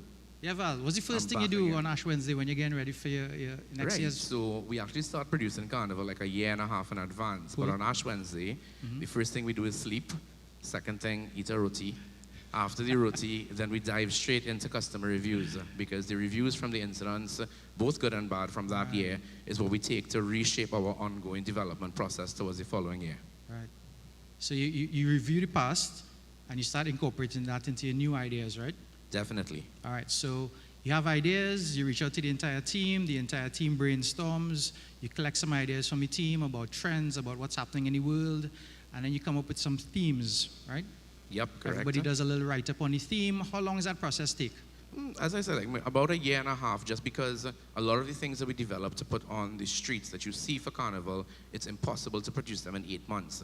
Right. So the trends that you see from one year to another, a lot of them are forecasting trends more than existing trends. But just that first part, just the ideation, how long does ideation take? About 6 months. 6 months, cool. Yeah. So then we get the feedback on that stuff. We take the ideas, we review all the ideas. After that, we do research. Well, we have to decide what's the best idea, right? Definitely, for sure. How long after 6 months, plus how much to review all the ideas and come up with the best maybe one? another 3 months into it. And that research will take us into prototyping. So it's a different type of research altogether. All right, so we're about 9 months in? Yep, definitely. All right, cool. After that, we do a design brief for your designers. Yep. How long for that? That's a shorter period. The design briefing itself takes a couple of weeks, but the prototyping process could take another couple of months. All right, so we had 11 months? Yep. All right, cool. After that, you do your illustrations? Right. How long? Well, in Trinidad Carnival, we do it a little bit back to front. Illustrations kind of happen for some people, whereas others prototypes. I would say illustration/prototyping happen at the same time. Okay, so illustrations, prototypes. What about mood boards? All part of the same process. All right. Because for some people, when they travel to New York and different parts of the world to get materials, that's where the inspiration comes from use of materials rather than drawing. Beautiful. So 11 months, and then you've identified all the sections, you briefed all the designers, and you're off to the gates, right? Correct. All right, cool. So guys, that entire process, just before we kicked off today's session, I ran it with Val. And within a couple of minutes, here's Val's outputs. So what takes Val and his team 11 months, 12 months? We just did for him in minutes. So we did the entire brief. We pretty much produced all of the assets that we just talked about. We critiqued the ideas, we scored the ideas, we said why it was good, why it was bad. We came up with the top idea. Now, I know the font is a little small, guys, apologies. We did a design brief. We did references to the research. We produced different sections, so about 10 sections or so. We did a mood board for Val. We did costume illustrations.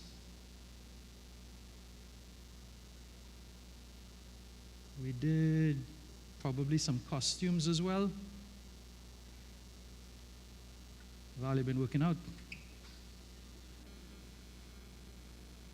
And just for a laugh, we wrote a road march contender based on the theme of the band. What takes 12 months, guys, we did in 4 minutes. What do you guys think about that? Can you forward me that email afterwards? That's what I'm saying. Well, I have some bookings already. So my point is, guys, like, even if you didn't like that stuff, we're able to churn this work out really, really quickly. And wouldn't you agree, this is the worst AI will ever be. It's only going to get better, so it's not going anywhere. Up on screen here, I was traveling in from Jamaica a couple weeks ago, and my 8-year-old son FaceTimed me. He said, "Daddy, I made AI." Where's Adam? Adam, you here with me today?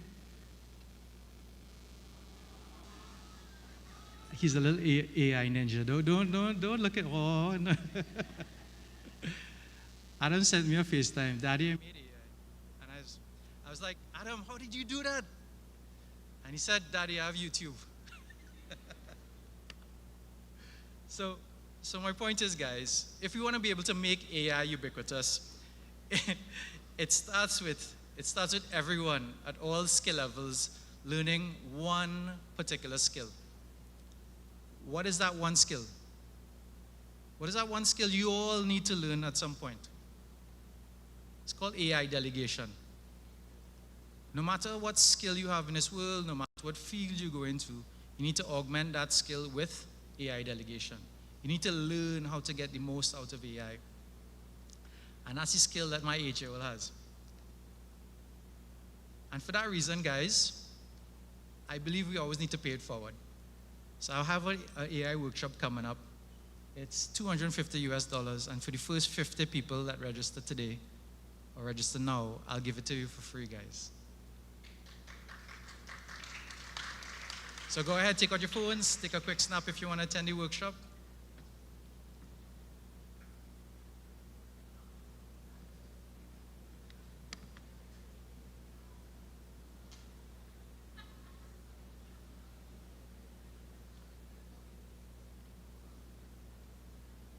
So I just have one ask of you guys. I just want to take a quick group photo. Is that okay?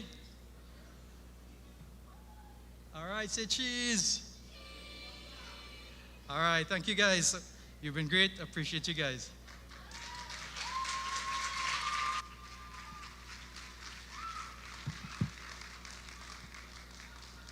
I say thank you very much to Leslie Lee Fook. Yeah? Y'all feeling good? You ready for some more AI conversations? All right, so panel number 2 is ready for you as well. First up, I want to introduce Mr. Alvin Porter. Alvin is the technical director and creative design, video director, editor at Advanced Dynamics, and so much more. Put your hands together for Alvin Porter. Up next, I want to introduce Ms. Carla Paris. Carla is an entertainment and sport lawyer, and you might recognize her from the business of Carnival. I like this, man. Well, this song I call it Eat Lunch. This is great. Up next, well, you would have kind of had a chance to meet him off stage just now, but I'm sure you're familiar with Valmiki Maraj, creative director and band leader of The Lost Tribe.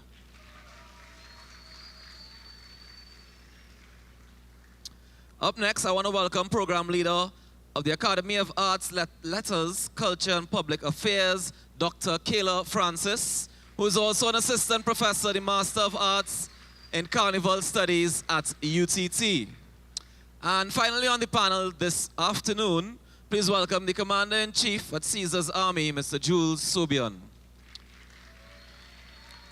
Also, band leader at Rogue and creative consultant at Caesar Brand Agency. Welcome. Now, this afternoon's conversation is meant to be AI and the carnival industries. I want to break up the conversation into 3 main parts: music, mass, and tradition. So earlier this morning with Ayenka, the team would have spoken, I remember Carl Beaver Henderson specifically talking about him putting information into the AI to get a song, or ideas for a song, or lyrics for a song. There was a producer by the name of Kyle Phillips who did that recently. He wrote a whole entire song on ChatGPT, and he said, I would like a song in the style of Cass. He got the lyrics to the song, and then he was able to take it to a songwriter to tailor the song to how we would write songs or the melodies that we would use. He took the melody, put it into another AI, and it generated a song. I want you all to take a listen to this song. Fat, fat, fat. Fat, fat. Fat, fat, fat. Fat, fat. Every day I'm feeling low. I'm searching for a place to go away. Better energy inside, and the music makes me cry. I've tried it all, but nothing compares to the feeling that I get when I'm there. In a fit where the vibes are pure, I find my happiness, that's for sure. In the depths of my life, although recently behind, when the rhythm hits, I got denied. I'm fulfilling the fit. Oh my, fit, all like love. Right, so that there was an AI-generated version of a song from Cass. And thematically, it's all about fat, fat, fat. But I don't want to get into the theme just yet. I want to start with Carlo and speak about the intellectual property as it pertains to something like that, because Cass had no actual involvement in this. But it's something that resembles his voice and something that resembles a style that he would have written in before. How does the law, or does the law have any precedent when it comes to AI and intellectual property? Well, the first thing that I think we should be focusing on is that AI is such a new and evolving technology that the reality is intellectual property law has not yet come up with any firm sort of regulations and so forth with regard to how we're going to treat this. But there are some basic sort of, IP standards that we're looking at. So if we are, and as you said earlier, that they were using the melodies and so forth from the original song, we have to understand that when we're looking at intellectual property, a melody would belong to a particular person. It could be an original composer, an author, and so forth. So the fact that this technology is reproducing a melody would mean that there would be some level of intellectual property infringement. The question of the voice and so forth from Cass would also be looked upon as a level of infringement as well. As in the case with earlier, I remember y'all were listening to the first panel and somebody was talking about the Drake song. The record label that Drake belongs to, they actually issued cease and desist, and that particular song had to be taken down, and the label would not agree to the distribution of that AI, adaptation of the song. So all that to say that, if you all are looking at producing anything like that in your living rooms or in your homes and you want to distribute it online, don't. That's a very nice short way of putting it. Dr. Francis, I want to jump across to you to find out what role AI plays in education when it comes to Carnival in particular. Let me say in general, we are actually having this same conversation in education. How do we engage with AI, like your chatbots and whatnot? Now, in terms of generative AI and research, or I should say information gathering, because research is more than knowing a lot of details. Research is finding the pattern, and it takes inference and deduction based on the information that you pull together to see that larger picture and make those patterns. So in terms of gathering, okay, I want to find all the articles written on Dame Lorraine. And we already do that with things like JSTOR, Google Scholar, don't trust Wikipedia. I feel as an educator, I always have to throw that in. But how you interpret what is written based on what you already know, what you've experienced, what you've seen, in addition to what you find, that They can't do that for you. And more to the point, you don't want it to do that to you because that is how you train your synapses so that if, heaven forbid, you find yourself in a situation you've never been in before, but you need to think your way out of it, you're training yourself. So education is training yourself to be able to think down the road, not just pass an exam. Yeah. Is there a concern then that AI is going to take away critical thinking? Let me be very, very pessimistic. Be honest. We are losing critical thinking skills with or without AI, right? So my favorite example, because I just put mine down to pretend that I'm not addicted to it, right? People my age and older, when you wanted to call your friend in high school, you went to your phone, you dial up the number, you call your friend. When cell phones came in and you wanted to call your brother, you had to look in your cell phone. We stopped remembering phone numbers because we had a tool that could do it for us. That was a basic cognitive skill that we had as human beings that allowed us to evolve from cave people to people sitting in suits in an air-conditioned hall. So the last panel warned us that AI is a tool. And it's a tendency, a laziness, if you will. Anyone ever saw Wall-E? It seems like we want to be the fat people floating in the chairs. Do we really want to be the fat people floating in the chairs? So we have to be careful of how we use this technology, right? Because it can lead to us being the fat people floating in the chairs. Right. So I wanna include Alvin in the conversation now because you mentioned what we put in is what we will get out of it. That was mentioned a lot in the first panel as well. Do we have a concern when it comes to the information around Carnival? Do we have enough information digitized in order to be able to have it be accurate when you're using the technology? No. So Trinidad is not a digital country. We'll go to the airport, for example, but when you land in Trinidad and Tobago, you still fill out a landing card. Where that information goes, nobody knows. 2 weeks ago, Jamaica digitized their landing card. So now when you go to Jamaica, you can fill out the landing card. 30 days before, get to Jamaica, your information is there. Where's the information for Tribe 10 years ago? Where's the information for people like Wayne Barkley, who was passed on? Kenneth Bumper, which some of you all may not know, who was one of the best dragon designers of Carnival years ago. So we don't have that information on the World Wide Web, where you have 8.5 billion people using it throughout the world.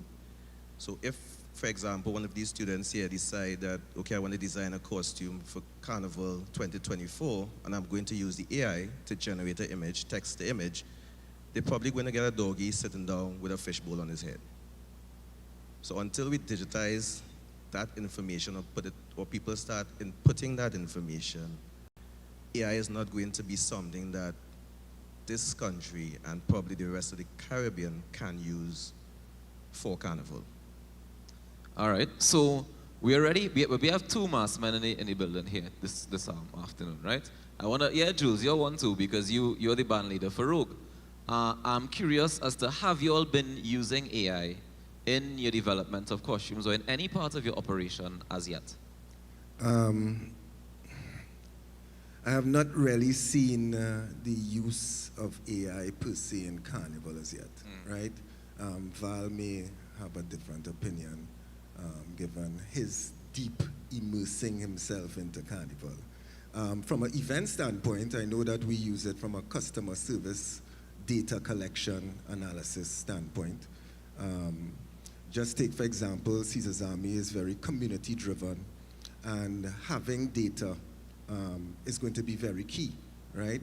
We could understand that from Trinidad and Tobago Carnival as well. We don't have the data to even understand holistically what Carnival represents to us in that deep dive approach and an analytical approach, right? It's only just the other day I actually dipped into ChatGPT, immersing myself in terms of concepts and Carnival. I asked them to create I asked him or her or it. Them is fine, it's okay. Right, to create a story about Caesar's army, and it was amazing because they used Trinidad dialect to create the story for me. I went downstairs immediately with my team and I'm like, yo, this ChatGPT is really amazing in such a way that, and they went off on their own now. So ideally from the Carnival standpoint, I know that the sky is the limit in terms of maybe costume design and maybe even analyzing what is the best route for Trinidad and Tobago's Carnival during Monday and Tuesday, for example. But it's something that is now growing on us, and I definitely think that from the event perspective, data, understanding data, analyzing data is going to be probably a game changer, not only for the Carnival holistically, but the stakeholders that may represent it. All right, Valmiki, I want to bring you in now because, I mean, we've been talking about Carnival, we're talking about mass, and you are deeply immersed in it. You, at Lost Tribe, do you guys use AI currently? So, as a creative, as a designer, and everybody on this panel, most people in this crowd would identify as a creative, I'm excited, and our team at the Mass Camp is excited by possibility. And that's what I see technology as, and that's what we see AI as. Now, as Jules said, on the Carnival and design standpoint, that side of it, I can't tell you we've dived too much into it. But from the event side, with Ultimate Events, which is our event and corporate event arm of the entire group, we've been using it a lot in terms of, well, what I call my sampling. So when I design, whether it be a costume or a space, I just draw plenty. My entire office, our entire space is covered in whiteboards and cork boards, and I like to draw things, stick things, and basically have them in my madness, if you will, of different options. Any type of AI, don't ask me the names of the programs because I don't know what the rest of my team does. They would pull something up for me and help me be able to categorize that a little bit more. When we were designing the other day for the opening of the Commonwealth Games, I had to do a mock-up for them. All my graphic designs were not available. Somebody went on a laptop and they said, okay, Val wants a big circle in the middle of the field, AI, do you know Commonwealth? Do you know Trinidad? Do you this? And I was just absolutely amazed by it because it helped me in a short period of time be able to give a possibility to my client. It was Mid-Journey that you used. Thanks. So, I mean, what you mentioned there, Val, is somebody was not available. So you were able to use the technology and learn a different aspect of it, right? Do you think then that people should genuinely be, or have a concern about being replaced? Certain jobs will be replaced by AI? I don't think so, because I think, I mean, I'm not very old, but I'm old enough to have seen a couple of times that there have been technology jumps where people have said, oh my God, there's a computer, everybody who's a secretary is going to lose their job, and they didn't all lose their jobs. What it forces us to do is, I think, develop a different set of skills. It forces us to look at the world in a different way, and just using the example of my graphic designers, which I use many of them, a lot of them complain to me that I come to them with too much rudimentary work.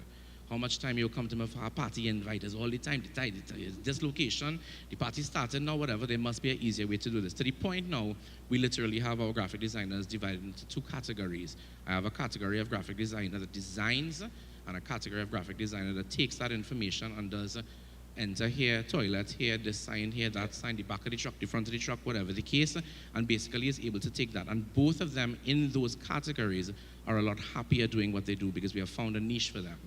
So to answer your point, I cannot speak for the future to say no, nobody's going to lose their job. What I will say is that if we ever stand in the face of adversity and change and evolution and we do nothing, we will be displaced. That's fair. Oh, Alvin agrees. Alvin? So, Val, I would disagree with you on the point that people would not lose their jobs. In the 80s, when the computer came out and the internet came out, a lot of people wanted to hear the typewriter click and they didn't want to move forward. Those people were replaced by people that were computer literate. So in the same instance with AI, the minuscule jobs, let's call it that, for example, your flyer design for a basic party and stuff like that, that will now, or will eventually be replaced by text to image. Because as time goes on and we progress, the more information you put into the AI, because learning piece of software. It's going to learn and evolve. So in 10 years from now, we will no longer need those graphic designers that you send to do the flyers. You'll get one person in the office and say, okay, I need a flyer for this event, that event, the other event. Because there are a lot of AI software that is out there that is not available to everybody here. Because there's software now that I used that will take a video from 1980 and convert it to a 4K video in 2 seconds.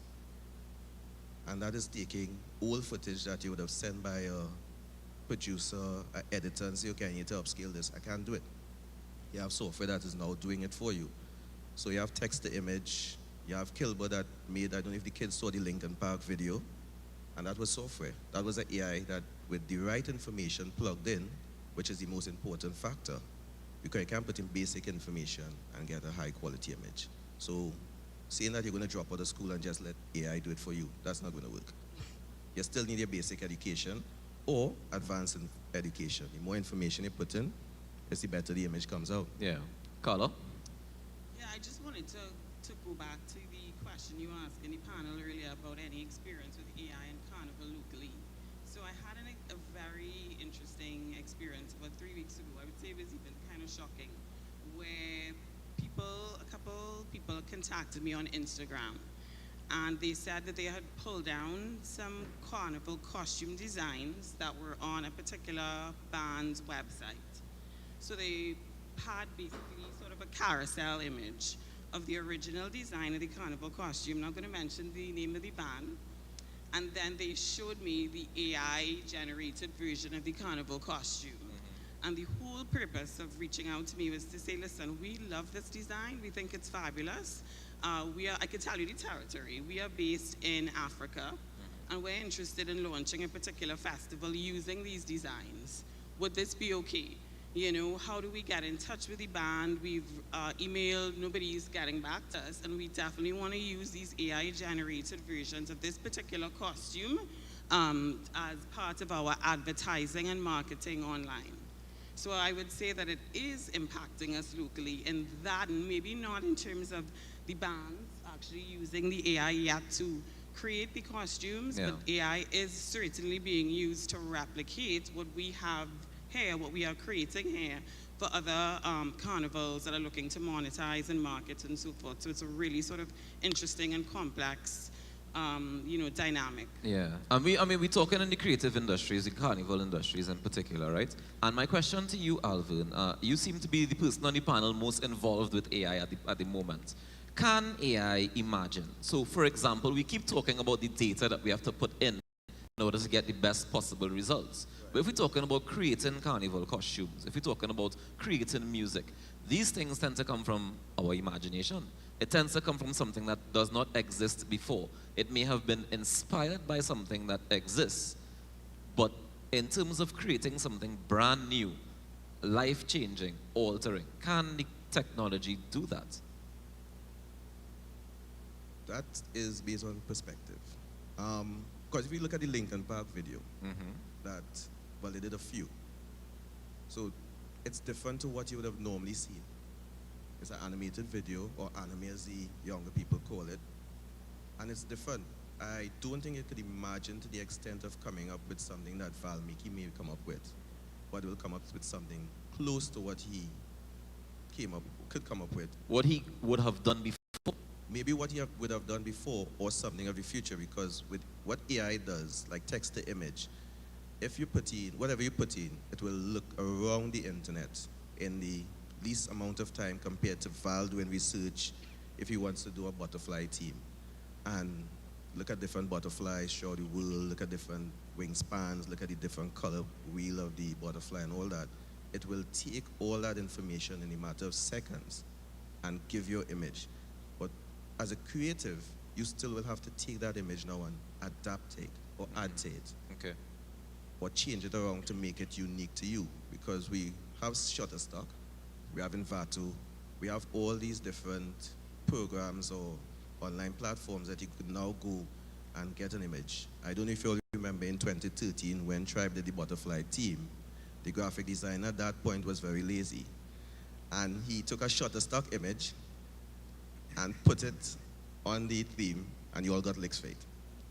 They went in on Tribe. It wasn't Tribe's fault. But the designer at that point in time, okay, they want a butterfly, boom, done. Mm-hmm. And you don't think that's possible with AI? You'd find an image that existed before and tailor it to suit whatever your text Well, image. it's back to what Carla said. The band in Africa looked at the image, compared that image to what they wanted, and it replicated the image with, I'm sure, with some variations or some changes. Yeah. But it wasn't imaginative. Right. So, Dr. Francis, let me jump across to you because a big part of Carnival is a ritual. It's a living ritual. How does the data collection and the technology hurt or help this ritual? First, and I keep going to, before we talk about AI, how many people know what the ritual is? So, for example, talking about finding the most efficient route.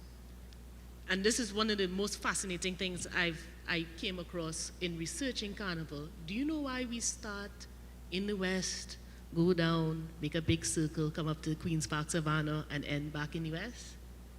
That we're going anti-clockwise. We're going anti-sun. And it's based on our ancestral cosmology, specifically the Bantu, and this idea of the crossroads. And to sound morbid, please don't take it as morbid. We start at the setting sun, at the sun that represents us dying, because Carnival is a funeral into a rebirth. So we start with the funeral, we go into the underworld, we dawn, and we peak at Queen's Park Savannah. See, if anyone here played mass, and you don't know how you cross the stage, you don't know what carry you across, you float across that stage. Because at that moment, we are in the peak of our power and our humanness. And that's the underlying ritual element in Carnival. So I don't think AI might be able to pull the book for you. It might be able to pull the cosmology wheel for you. But AI can't tell you that feeling, right? And a lot of, I will get licks for this, but a lot of the people who are in charge of planning Carnival don't necessarily know the deeper rituals of Carnival. It's my job Dr. to try and Francis, teach you all. I'm curious as to how the other elements impact that peak, impact that experience of the entire circle, the entire process and the journey. So from the costume to the music, so all the other elements of Carnival. The costume, masking, and first, I don't think this should be a surprise to anyone, right? But you know, our Carnival is African, right? Right. So the African masking, what happens when you put on, for men, I'll split it by gender, what happens when you put on head-to-toe costume is that I saw this lovely phrase for it, you open a doorway to another kind of existence, right? And we come from cultures that believe in both the corporal and the spiritual jamming up side by side. So when we put on that masquerade, we are in a space to experience out-of-body things, right? So that adds to it. When we look at soca, and people, we have this definition of power soca, and we tie it to BPM, right? Fast or slow, power soca is supposed to take you outside yourself, right? So I'll be biased. My favorite song this year was Heartfelt. I don't care where I heard Heartfelt. When Heartfelt started, I knew what I was doing. I was doing whatever. When Heartfelt finished, I was like, how I end up here? How I reach here? But as the power that we're talking about, it moves you, right? Any other day, you're not walking from Woodbrook all the way to Queen's Park, Savannah, and not busting a sweat. You could only do that during Carnival, right? If you experience Carnival in diasporas, it's the same thing. I used to play Carnival in DC, and I walk in from Silver Spring to downtown. You're taking a bus for that in any other day, right? But I could do it because the music pumping and you're moving. So we shouldn't underestimate the actual ritual. So if we understand what the actual ritual is, whatever tool we decide to employ, right? If you want to say, okay, well, you know what? I feel I want to celebrate human fertility, which is also one of the functions of Carnival outside of Trinidad, if we're looking at Carnival as a global thing, right? So they had this masquerade called the Gilede Masquerade. What's that? And I could tell AI to go find that for me. Right? Now, I want to make the point, everybody is saying the exact same thing, is what you put in. If you don't have the education, the knowledge, the understanding to ask AI to find you something, you're going to get an ugly butterfly, right? You have to know what to ask, and the only way you would know what to ask is if you take the time to educate yourself first.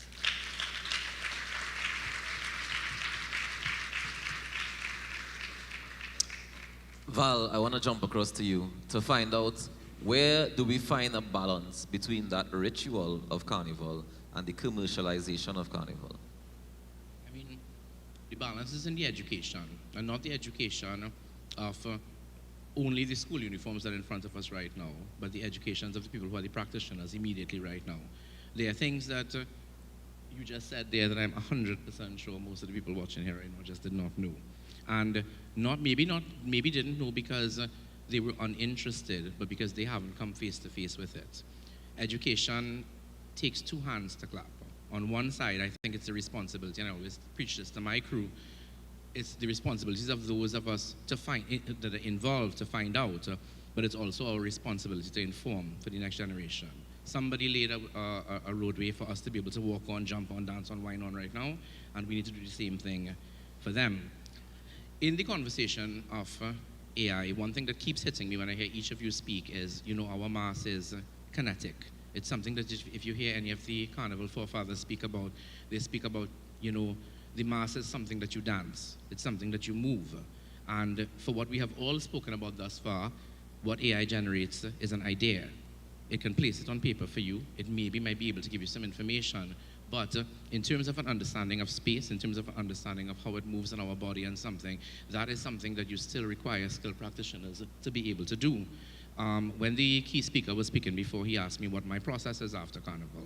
And one of the things I said, one of the notes he had up was illustration. And I said, well, it already always worked that way. When we used to go to mass camps when we were younger, we would see Minchell and Barkley put drawings up, but a lot of our designers right now, they design when they meet and feel and touch materials in front of them, which is a part of the prototyping process.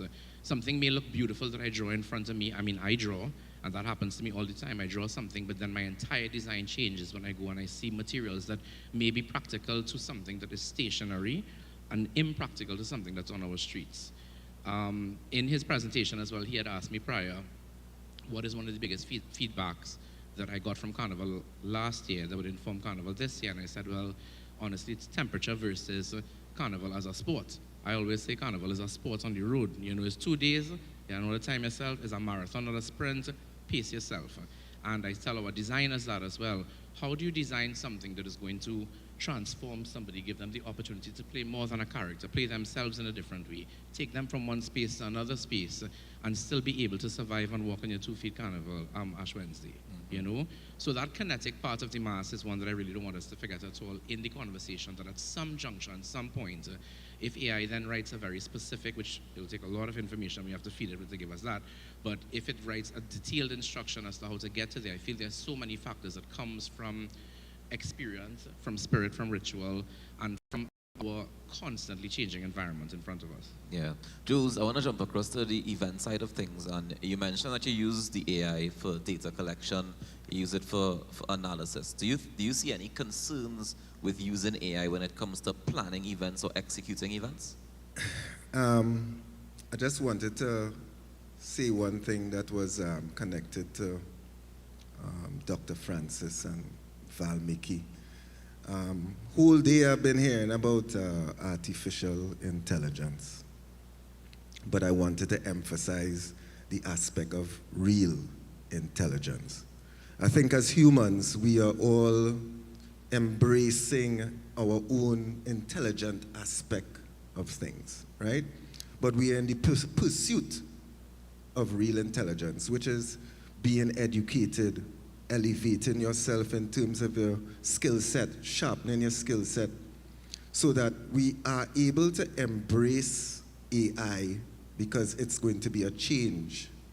But again, in the pursuit of real intelligence, which is artificial come like juice, you know, juice mixed with sugar, juice mixed with whatever it is. We understand the whole element of artificial intelligence, and we could take it one spoonful at a time. But the pursuit of real intelligence comes from purpose. What is the purpose behind our creativity? What is the purpose behind our searching for what is our promised land? And being educated here by Dr. Francis about the root is what is necessary for the pursuit of real intelligence in understanding that being applied to AI and the ritual of it may become the perfect route. And it's so essential to me because understanding that from this AI thing, I'm like, you can easily be succumb to so much of this machine when really and truly man made the machine, and we have to understand the purpose that we don't go too far. Remember, it's narrow AI, general AI, then it goes to super AI. And it's only purpose that will stop us from going that far where machines are outperforming humans. So it's important for me to kind of state that because you have to have the balance of the both as we go into the future with this. The question was based on events. On events. Do you see any challenges when it comes to implementing the AI, or any concerns that you may have about implementing the AI or the artificial intelligence into your event production? No, I think the equilibrium is necessary simply because I feel like there's a number of arduous tasks or a lot of data that is coming in. And I'm just speaking for myself in particular. If I'm taking my brand globally, how do I understand which territories to go next? Is it just by assumption? Is it because I have a few French West Indian persons who come to my events to say, well, the next place to go is Martinique or Guadeloupe? We need that data now. So whether it be from a customer service standpoint, you know, having someone 24/7, that's one thing. But having the understanding of data that is able to take your brand from a domestic aspect to a global brand is necessary to get that information, especially from events and festivals. We'll always have feedback forms. We'll always try to do our own means of research. But ideally, I think based on AI, you can actually have a better end product from a global standpoint with the use of a machine going through your data, being able to analyze your data and providing you with the best steps for you to move forward. Let's say that we were able to capture data from events, from mass, from all the different aspects of Carnival. Carla, at what point do you think government policy should be involved in AI? Well, that conversation is happening all now. So, for example, tomorrow, the World Intellectual Property Organization is hosting a 2-day symposium on AI and IP law to try to understand, well, how do we, as practitioners around the world, you know, come to some sort of consensus with regard to how is this technology viewed in law. So, for example, one of the things that came up many, many years ago was who actually owns this AI-created, device or product. There are two distinctions that are often used now. Is it AI-assisted product, meaning that there was human intervention, or is it AI autonomous? And right now, where the law stands is that unless there was human intervention in this particular AI, product, then they will not recognize an AI autonomous or, having had the AI alone sort of come up with this particular product, they will not recognize that as a particular product that could be copyrighted. So we have examples of that, because to me, all we've been saying all morning and all afternoon is that the AI depends on what you put in. So That's it, right. it needs a prompt of some sort. So that's a human interaction. Alvin, I don't know if you want to shed some light on that. There's a few autonomous designs and creativity. For example, during the symposium, I went on, so a lot of you know Chat GPT. Yeah. There's Copy AI, there's Jasper, there's AnyWord, and there's a few more that you can use. So right now, a lot of people are using Copy AI for copywriters, script writers, because it's more detailed. You get more information in. So what I did, I went to the mango juice ad. So all I did was put mango juice. I got an advert, I got a script, I got everything done for me in AI. I didn't And put all in you put in was mango juice. I didn't have to do an ad. It gave me a digital ad with a lady running, stand up by the corner, sip a glass of juice. Then you saw all the juice, different types of mango juice on a shelf. It's unfortunate I couldn't put my laptop in. And I was confused. I personally was confused. I confused too. Right? Because it just means now that we have no more advertising agencies. Is that what it means? And that is what I was saying in the earlies. I understand what Jules is saying, but unfortunately, in the next 5 to 10 years, either you're going to leverage AI to make your company better, or a lot of people are going to be unemployed. Because you're no longer going to need certain people. If you're into coding, a lot of people did C++ back in the 80s, right?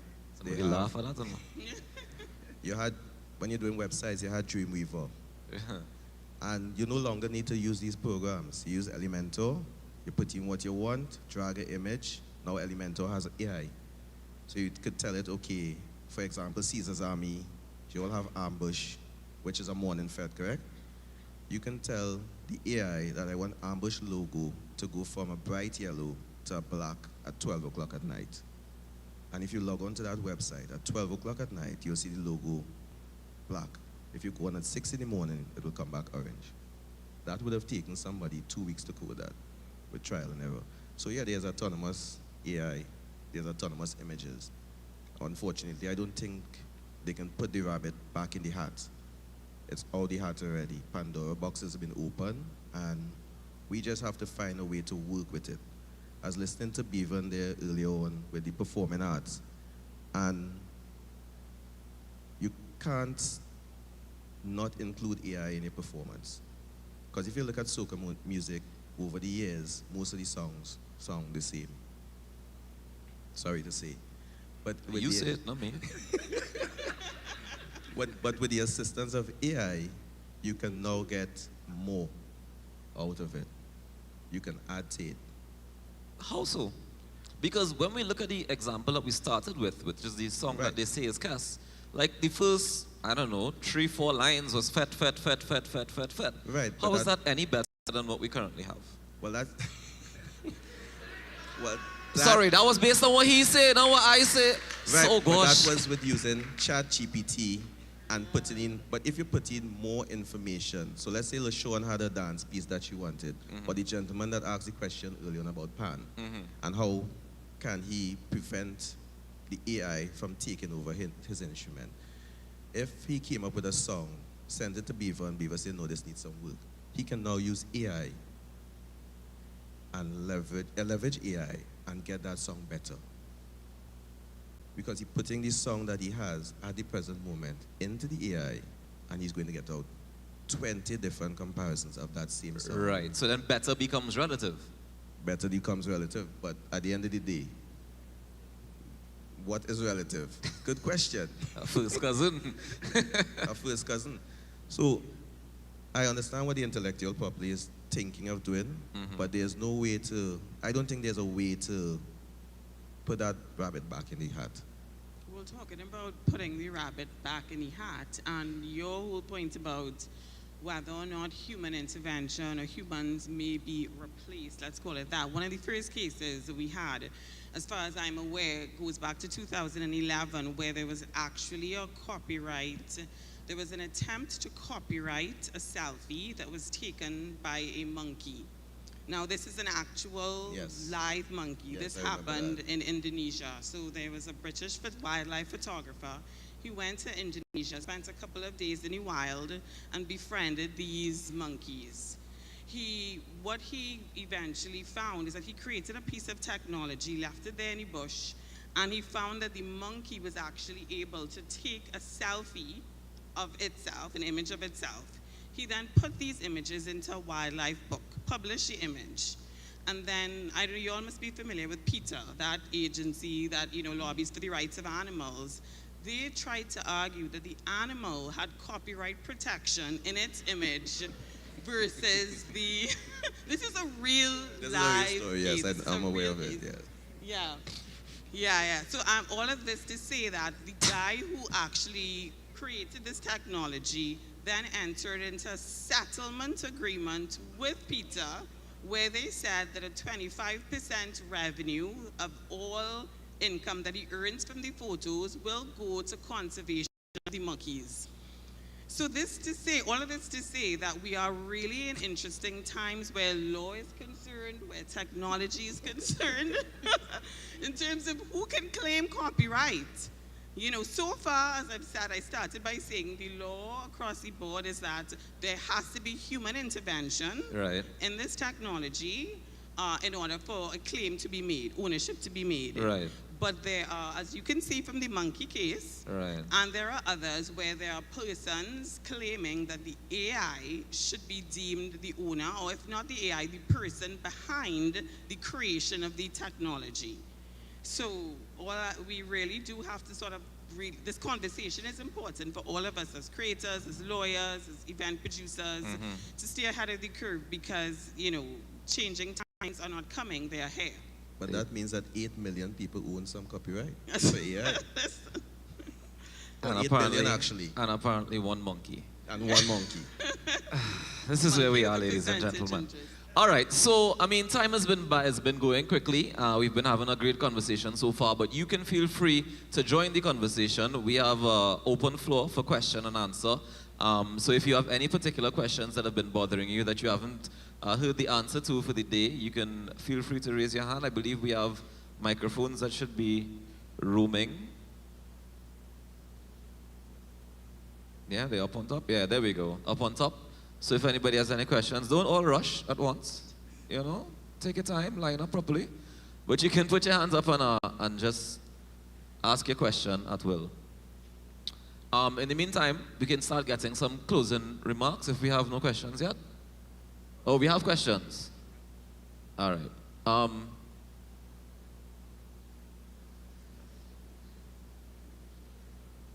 Hi. Hi. So half this discussion this morning was about,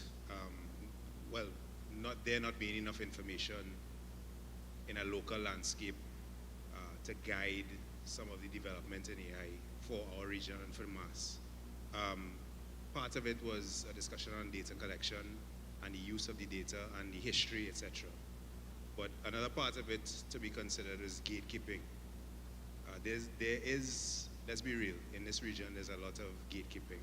And my question to you all is, what do you think are the reasons for, and what should we consider most in those gatekeeping discussions? Is it an aversion to collaboration, which seems to plague the region?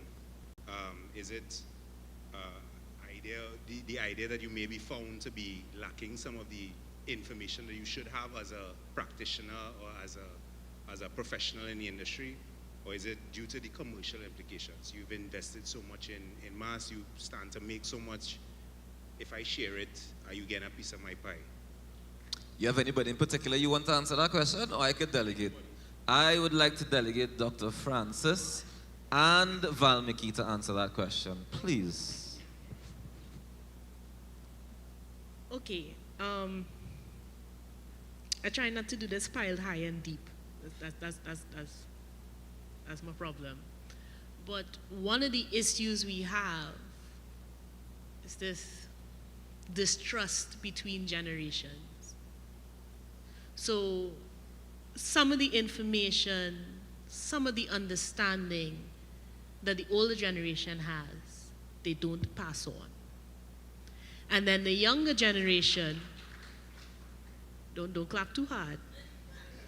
I'm also going to blame the younger generation because we're living in a society that tells us what old people did can't be important to me anymore.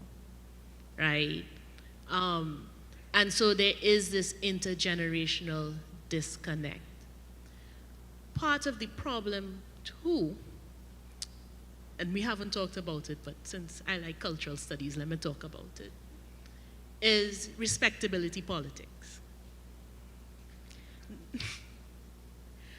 I like to say that in the Caribbean, in most former colonial spaces actually, our default culture is actually Eurocentric middle class.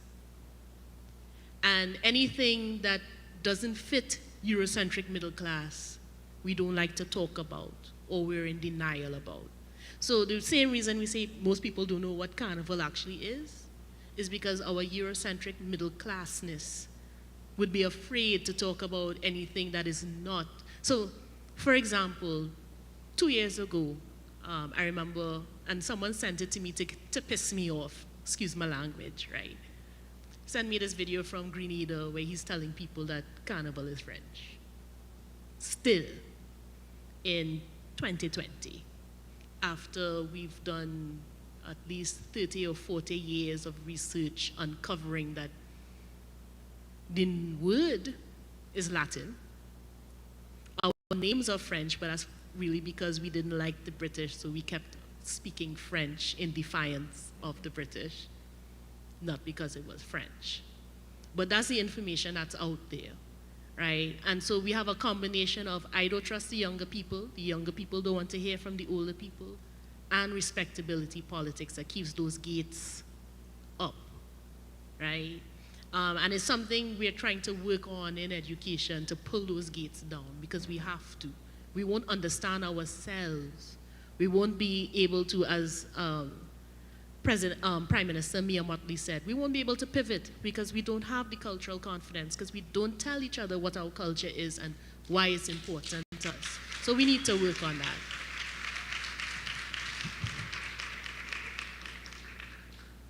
And I couldn't have said it better at all. But I would accent that by saying that since the pandemic years to now, I've seen, like within my own community, I've seen a lot of argument between generations. An older person forwards something in a WhatsApp group and people vex, and there's mash up, and there's cancel culture, and there's everything all at the same time. And the conversations that we have been having at our camp have been trying to expand on the idea of patience. You know, that there needs to be patience between the generations. One, for us to understand why you're saying how you're saying it, why you're saying it, and for them to understand why maybe it should be said a little bit different right now. I think the idea of patience would lead to conversation, and that's one of the things I said coming to this space today, that conversation for me is what is most important about everything. You know, it sparks and it leads to flow afterwards. And I feel like if we open the lines of conversation and communication a little bit more between those generations, and everything that you just said would be able to, well, both not come to and come to pass afterwards. I just wanna piggyback on it, and the last part of his question involved the commercialization aspect of Carnival. And is that a factor when it comes to who gets in and who does not get in, who gets the information, who doesn't get the information, who is privy to the patients and who is not privy to the patients? Does that factor in at all? Well, I think if we are talking about Carnival as an income-earning space, which is something that has to be considered in relation to another facet of this gem that is a ritual in itself, then we need to talk about all those different things. I don't think the who gets in or who doesn't get in is in relation to the who has the information. I think if we have the information, we have the information. You know, I think commercialization in itself of Carnival, separate to AI and separate to ritual and separate to anything else, is something that we could speak about, because we have to speak about a whole other symposium. It's a whole other conversation in itself. So yeah, I feel like, which is it, too late? Yeah. Time. All of a sudden I can know about timing and went to hold up on the discussion. All right, let's get back to the Q&A. Any other questions? I saw that there was one up on this side. Yeah, I'll take one from there just now. We come across here, we'll come back there. We'll come back to you, sir. Hi, Latoya Williams, Tobago Festival Commission. My question is, how do you see AI improving an event or festival efficiency and return of investment? Jules?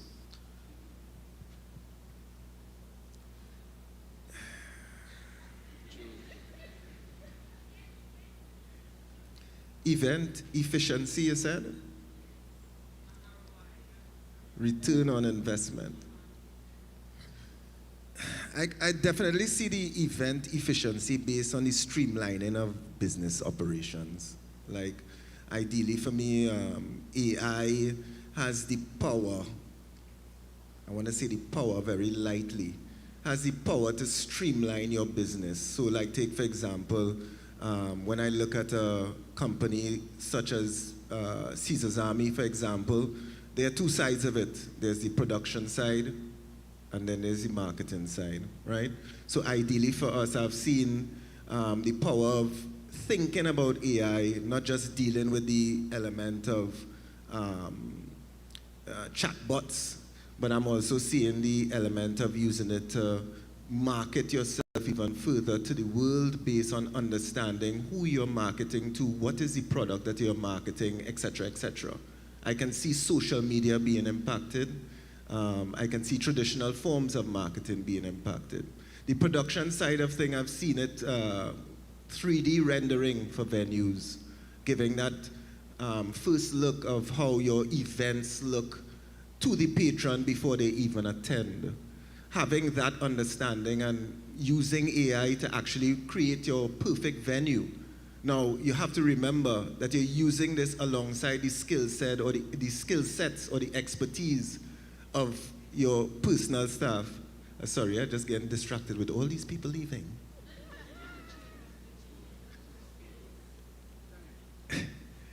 Right, so from a production standpoint and a marketing standpoint, I definitely see how it can streamline your business operations. ROI, as I said, for creatives out there, I got into events by throwing party.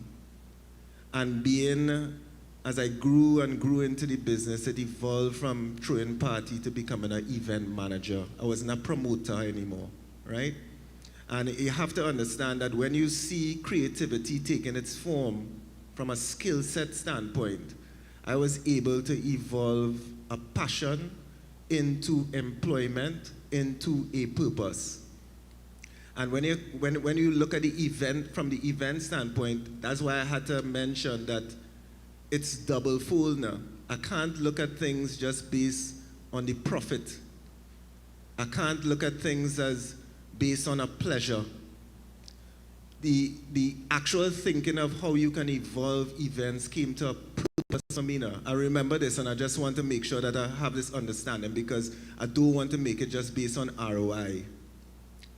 Back in the day, my father was a key person for me in terms of events. And I think it's just the learning of things also when you have good mentors or good advocates or good educational persons at your side that you actually live a life of purpose. I was doing events and I was like, Friday the 13th, I want to do an event called Dark. And I went to my father about this dark concept and he was like, dark, what is this about? Is this based on our American thinking? Is this based on Freddy Krueger, Halloween? What is your thinking about here? And having the conversation with the educator, the mentor, he was able to convince me, you know, if you're going down this dark scene, do something of purpose where you can enlighten your Trinidad and Tobago patrons about the folklore of Trinidad and Tobago in your party. And it changed me in that thinking that, what am I really doing this for? Is it really for profit? Is it really for commercialization? Is it really to just reap the rewards of not understanding what you're doing and taking it to the world? It's about learning purpose. And that's why I came back to this whole element of artificial intelligence and embracing it and being ahead of it. It's important to be ahead of it. But never forget the aspect of the pursuit of real intelligence, which is understanding a life of purpose and following through with what you're doing. So the ROI with the AI, it really doesn't matter to me in terms of how AI can do it basically because it's more profit geared or profit engineered. I really want to see how AI can help me to take a product from Trinidad and Tobago and take it even further to the world. And it draws back to my whole conversation about Carnival. If Carnival is a festival that is rooted in ritual and understanding and purpose, and then there's this other aspect of it, which is carnivals all over the Caribbean and taking it however further, however the case is, why can't we take a step back, introduce the educational aspect of it, strengthen the product based on what it means to us, calculate the data, understand this is one festival that we have probably taken to the world, but we can do so much more with our culture in terms of more festivals, more understanding of our what we are. I think ideally for me, this is where I would love to see AI benefit the real creators out there, the real creative people in the pursuit of real intelligence, pushing forward our product, our brand, our what is Trinidad and Tobago in a sense that is purpose. So it's not about the ROI too much for me. I'd really want all the creators out there, all these young people who have strong skill sets and don't understand how it plays a part in this world, to understand that they can build upon that using what you have as education and expertise and building it towards a purpose that really and truly embracing AI will be the real game changer with your real intelligence. Yeah.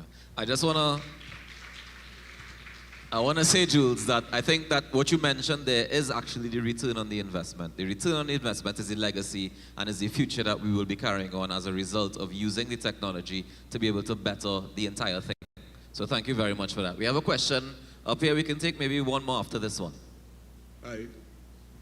My question has to do with transparency in terms of use of AI. Because, I mean, I'm a writer, I'm also involved in traditional mass, and you know, there's that traditional versus commercial, and now we're adapting AI.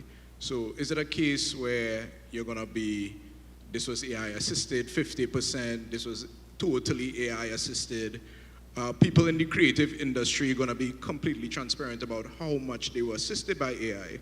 I mean, don't get me wrong, I use AI to assist me in my creative work, but that's because as a writer, I know the types of prompts I wanna ask, as opposed to if I was into graphic design, I would have a different mindset. But do you currently say how much percentage of your work was generated by AI? Definitely. In my creative work, I try to show people the prompt I put in. Right. I try to show people how much of it I used to ensure that the creative process is assisted by AI, as opposed to somebody might, like you just say, mango juice, and then you might send that to a client and make our money. Exactly. Make our money off of mango juice. So I'm going to jump to Carla to respond to this one. I think that's a really, really excellent point that you made about disclosure, because that's a point that has been recently made by the U.S. Copyright Office, actually, that in anyone now who's seeking to register copyright there, it is mandatory to disclose whether or not it has been an autonomous AI product or human assisted. Because as I was saying earlier, in order for you to be able to ascertain and be able to own this piece of property, there had to have been human intervention. And I think going even deeper than the registration aspect, I think even in terms of the people that you're working with, let's say you're hired by an event production company, you're hired by Jules or Val or anybody here, it's important for that disclosure in terms of what ultimate effects can it have on the company that you're working with. Because when they are now going to be using your designs, let's say in their flyers, their marketing material, or even in their costumes, what is ultimately going to happen is that it's going to open up a whole world of disputes in terms of the actual claim. Because let's say you create a particular design, and it's, I don't know, I'm just saying 80% created by this AI. Somebody else now uses the same technology. We're going to end up in a situation where we have multiple pieces of creative work looking almost similar. So then now what's going to happen in terms of claims and all of that, and determining originality, and not just originality, determining authorship.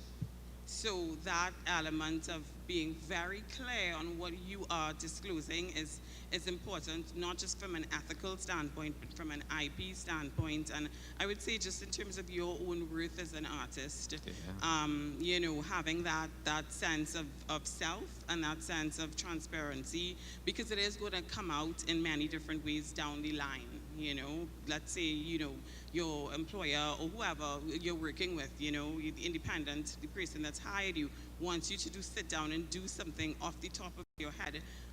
You know, Val wants you to do a mood board, but you've never actually done anything without the technology, then they're going to know that you don't have the requisite skill on your own. Faking it till you make it. In this case, it's not a good thing. Alvin, you wanted to respond as well? Yes, to add to that, it is an ethical thing that you need to do, one. To add to what Jules was saying earlier on with the up-and-coming creative industry, what we have been focusing on here at the present moment is only the design aspect of things. You have editing, you have audio. So in editing, now you can leverage AI or use AI as an assistant to make your edits better. So something where you call rotoscoping, where you take an image. If you don't want the background, you'll have to draw around that image frame by frame. You can now use AI or implement AI to rotoscope that image for you and then add all the elements under it. So AI is not a bad thing. It's not a great thing if you're just going to use that alone. But there are also designers, to add to your point, that cannot draw. Val is probably one of the few in this generation that could actually draw and design his own pieces, like sketching and sketching. When I grew up, I used something called Letraset, which none of you will know what that is. But I could draw. And there are designers that came up with me and went to school with me that couldn't draw, so they was dependent on Photoshop. So at some point when we had no computers and you have to sit down there and sketch and use your Letraset and ink a piece of artwork, they were clueless. So AI is an assistant. It's not a replacement at this present point, but in time, it's machine learning, so it will learn more as time goes by. And I think that's been a recurring theme for this entire day so far, is that it is a tool to be used, not to be abused, not to be overdone, but it requires human input to get the best possible output. Let's get our final question. Hi, good day. Good day. Two questions. One being, I heard that you encourage the young ones who are creative to get involved and educated with not only Carnival, but the AI versions of it. One, how would you recommend young ones who are interested to get into the culture of Carnival properly, not just the playing mask, but the actual tribe, costumes, the interworkings of the Carnival season? And two, to sectors of Carnival that look down on young people, even in the event promoting sector, where being a young person, you are looked down on when you are, instead of welcomed. How would you then advise young ones who are genuinely interested and not just looking for a quick exit, you're looking for a genuine future in this industry, to stay or get into this industry?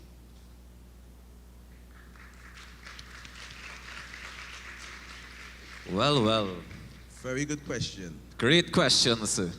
So what I'm going to do is use myself as a example. Mm-hmm. I was always a creative child growing up. And at a carnival and mass, which Val probably don't know, I actually did design costumes going to school. And well, he knows. I used to design the Soca Monarch stage back in the day when they had no screens. If you want to get into carnival, you have Tribe, you have Vogue, you have all the different bands. Make yourself present. Go to the band house, ask for who is in charge, have a conversation with them, find out when you can come and sit down next to Val when he's sketching something, or pick his brain.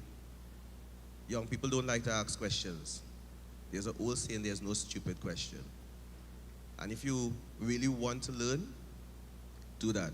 With regards to the event space, I know Jules personally, and I'm sure if you call Jules or you go to an event and say interested in helping, he will willingly say yes, come on board and pair you with somebody to work. Now, everybody say they want to, but when they get there, it's hard work. It is hard work. is nail-biting work. So hot sun, long hours, no breaks. Your phone is not an option. Instagram, Snapchat, nobody needs to know where you are. So if you're really, really interested, you have a panel here of people that you can reach out to after the symposium. One quick thing I wanted to just add to that in terms of young people, you know, as he was asking on Carnival, to the teachers that are, you know, here in the room, I really think that intellectual property law education should be now mandatory. You know, I'm glad you all agree, you know, because I'll be honest with you, you know, as an IP lawyer, one of my greatest pain points are the fact that we have all of these creative people in the room. It doesn't matter whether you have somebody in music, in film, in fashion, the issues are always the same, and that the person has come up with these amazing creative designs and then has absolutely no idea how to monetize the idea, how to distribute it, how to get it global, or worse yet, 80% of the time they're coming to see me because of an infringement that has happened with your local design from somebody in a foreign country, largely in the US, but nothing has happened with your design formally. You've entered into no contracts. The reason that's happening is because we do not have intellectual property education in primary schools, where people understand what copyright is, what trademark is, and how you can earn as a creative and have a very lucrative and thriving career understanding the business aspect of your creativity. And I think that is what's largely lacking. And again, I say it should be mandatory, because 99% of the parents that call me are traumatized that their kids want to go and become a musician, a filmmaker, because they think their kids are going to die broke. But they don't have to die broke if they understand the business element of how we can flourish in our creative sector. They don't have to. They do not. They don't have we to. need to be able to thrive as Caribbean people and creatives. Quick question, Carlo. Can I add one thing first? Yeah. I want to I think add- we all get jolted to respond. Sorry. I want to add very old-fashioned advice. Bring it. You want to get into carnival, you want to get into music, you want to get into film, you know what you do? Read about it. Correct. Look it up. If you go on Alice, you will see Wayne Barclay's designs. Yeah. Right? They have books on Minshall. They have books. Well, they have movies on They Minshall. have all kind of thing. So it's not that the information is not out there, right? You can go and find it. And in addition to sitting mentoring, mentorship is also important, but you can go and read about it. Yeah. Jules, you wanted to add something?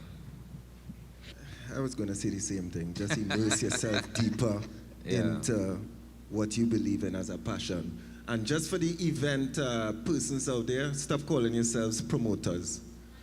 The only promoter that I know is Don King, and he used to promote Mike Tyson in fights. And really and truly, that is not the same thing. Think higher of yourself. You're event management, you're an event specialist.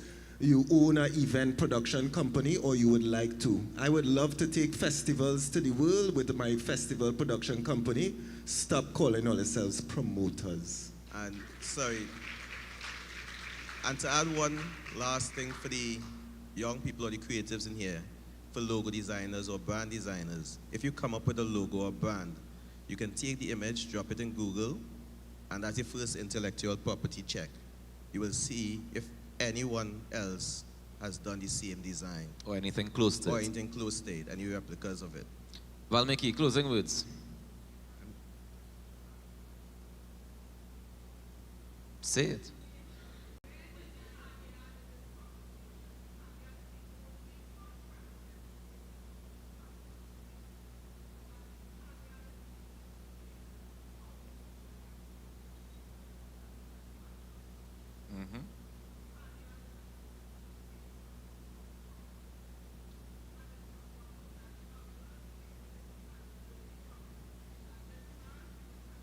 Yeah. So for those who haven't heard what Tilla is saying, she's saying that the Panyard is a very important place for us to be able to get some of that information, for young people to gather and pass on that knowledge from generation to generation.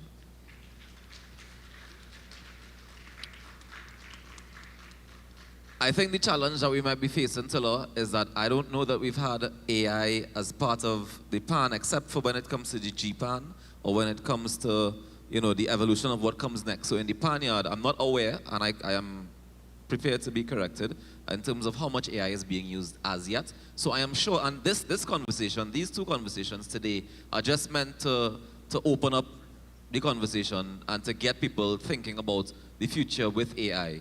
I'm certain that there will be more conversations about this, including the steel pan, as we go forward. But thank you very much for bringing it to our attention.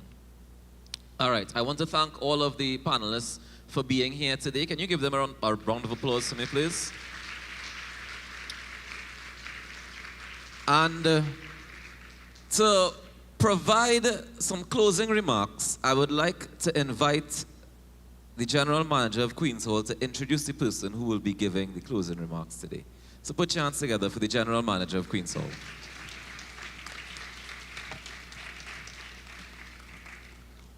Chairman of the Queen's Hall Board, members of the Board of Directors, ladies and gentlemen,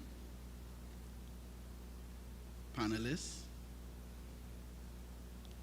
it is with distinct honor to be here to present or to introduce the closing remarks speaker, to do something that I could never do, or do well at least, which is public speaking.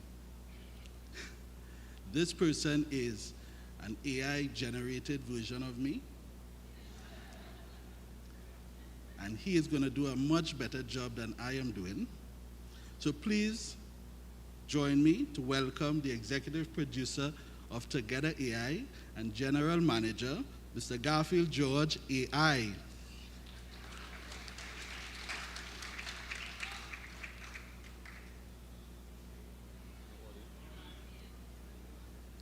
At least I can speak.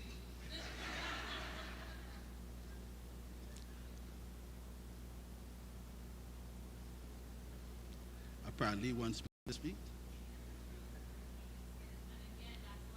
And you see, this is why it matters the human input.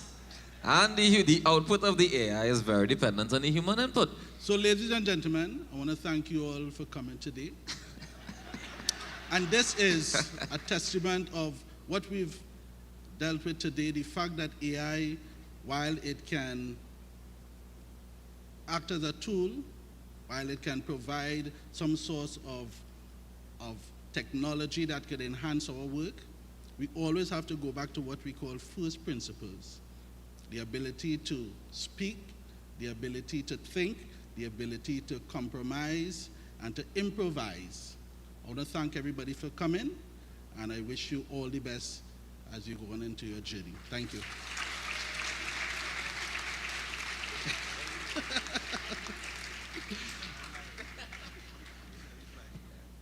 All right, ladies and gentlemen, thank you very much for coming today. This has been Together AI. You can tune into Queen's Hall for more information on when we'll be doing another one.